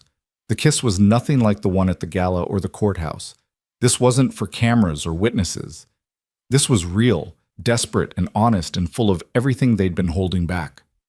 When they finally broke apart, both breathing hard, Clara said, If we do this, I need to know you're sure, that this isn't just strategy. I'm sure. And Lily? Have you thought about what this means for her? Lily asked me if I was going to fall in love with you. I think part of her was hoping I would. She likes you, Clara. She just didn't want to admit it. I like her too. She's extraordinary. She gets that from her mother. Clara smiled through her tears. So we're really doing this? Staying married? We're doing this. They kissed again, slower this time. And when they finally pulled apart, Ethan felt something settle in his chest. This was right. Insane and unexpected, but right. Sunday morning, they woke tangled together, Ethan's arm around Clara's waist, her head on his chest. It felt natural, like they'd been sleeping this way for years. Clara stirred first. Hi. Hi. Did last night actually happen, or did I dream it? It happened.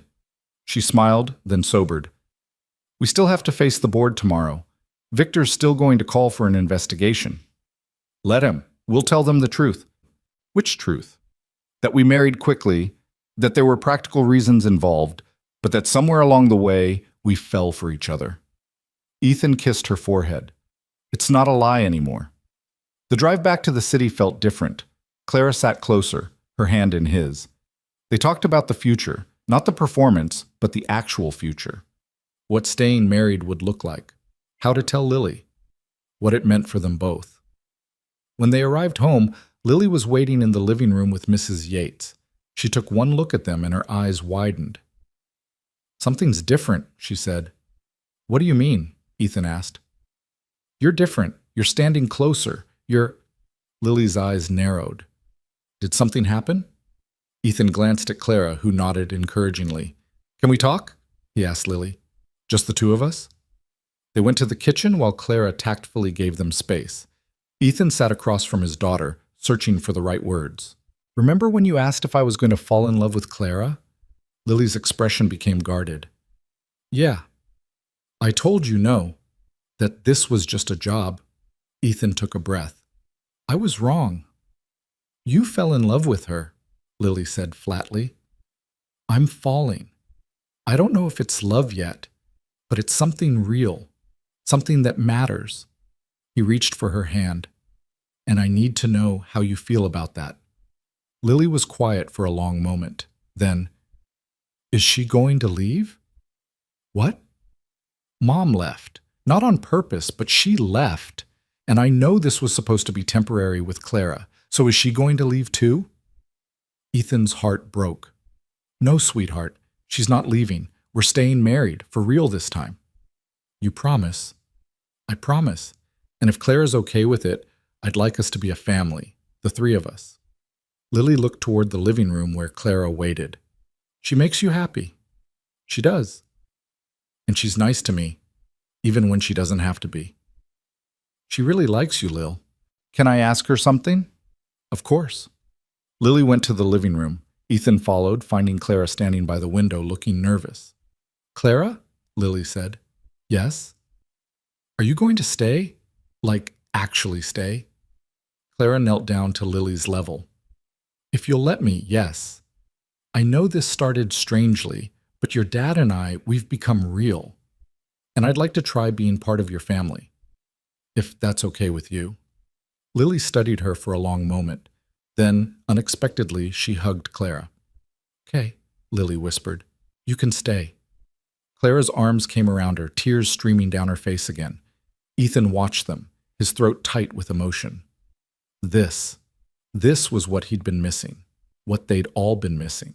Monday's board meeting was everything Clara had feared and nothing like she expected.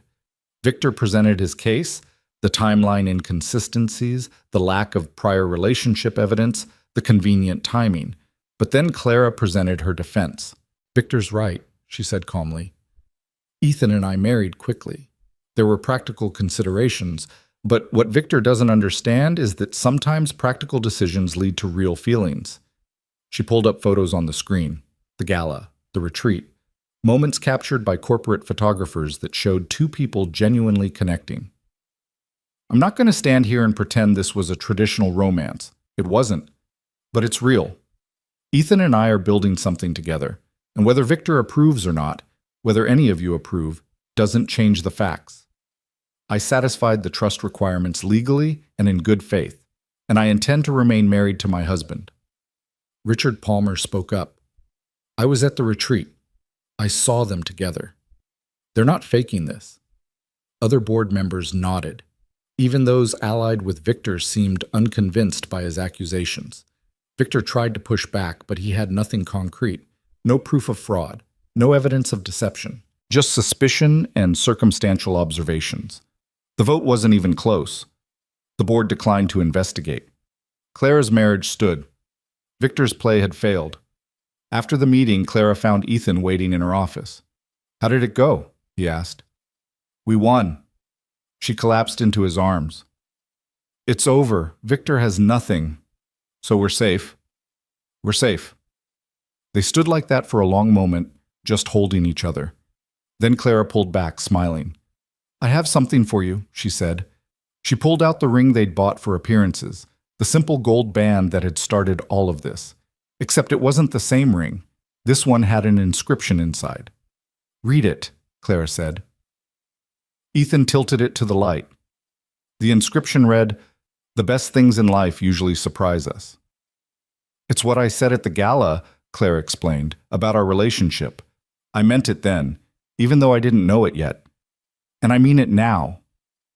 Ethan slid the ring onto his finger, replacing the original. I have something for you too. He pulled out a small box. Inside was a delicate necklace with a pendant shaped like an open book. You said Pride and Prejudice was your favorite, Ethan said. The book that taught you not to settle for anything less than love. I wanted you to have a reminder that you didn't settle, that this is real. Clara put it on, her hands shaking. It's perfect. So are you. They kissed in her office, the city sprawling below them through the windows. And for the first time since this crazy arrangement began, Ethan felt like everything had fallen into place. 6 months later, they renewed their vows. A real ceremony this time, with Lily as flower girl, and tears and laughter and promises they actually meant. The courthouse wedding had been necessary. This one was chosen. A year after that, Clara stepped down as CEO. Not because she had to, but because she wanted to spend more time with her family. She stayed on the board, consulting and guiding, but the 70-hour weeks were done. Ethan took a position in strategic planning, a role that challenged him intellectually without consuming his life. They found balance. They built a life together. And on their 5th anniversary, sitting by the lake at the resort where everything had changed, Clara asked, Do you ever regret it? Saying yes that night? Ethan thought about everything that had happened. The fear, the performance, the moment it all became real. Not for a second, he said. Even the terrible parts? Especially the terrible parts. They led us here. Clara leaned against him, watching the sunset paint the water gold. I asked a stranger to marry me to save my company. And I said yes to protect 1,200 jobs. And we ended up saving each other. Yeah, Ethan said, kissing the top of her head. We did. Lily appeared on the dock, now 16 and impossibly grown up. Mom, Dad, dinner's ready. Mom. She'd started calling Clara that a year ago, the first time they'd both cried. They walked back to the cabin together, a real family now, not a performance. Ethan's hand found Clara's, and she squeezed back. What started as a desperate arrangement had become the best decision either of them had ever made. Not because it was logical or planned, but because sometimes the biggest risks lead to the most unexpected rewards. And sometimes the best marriages begin with the strangest proposals.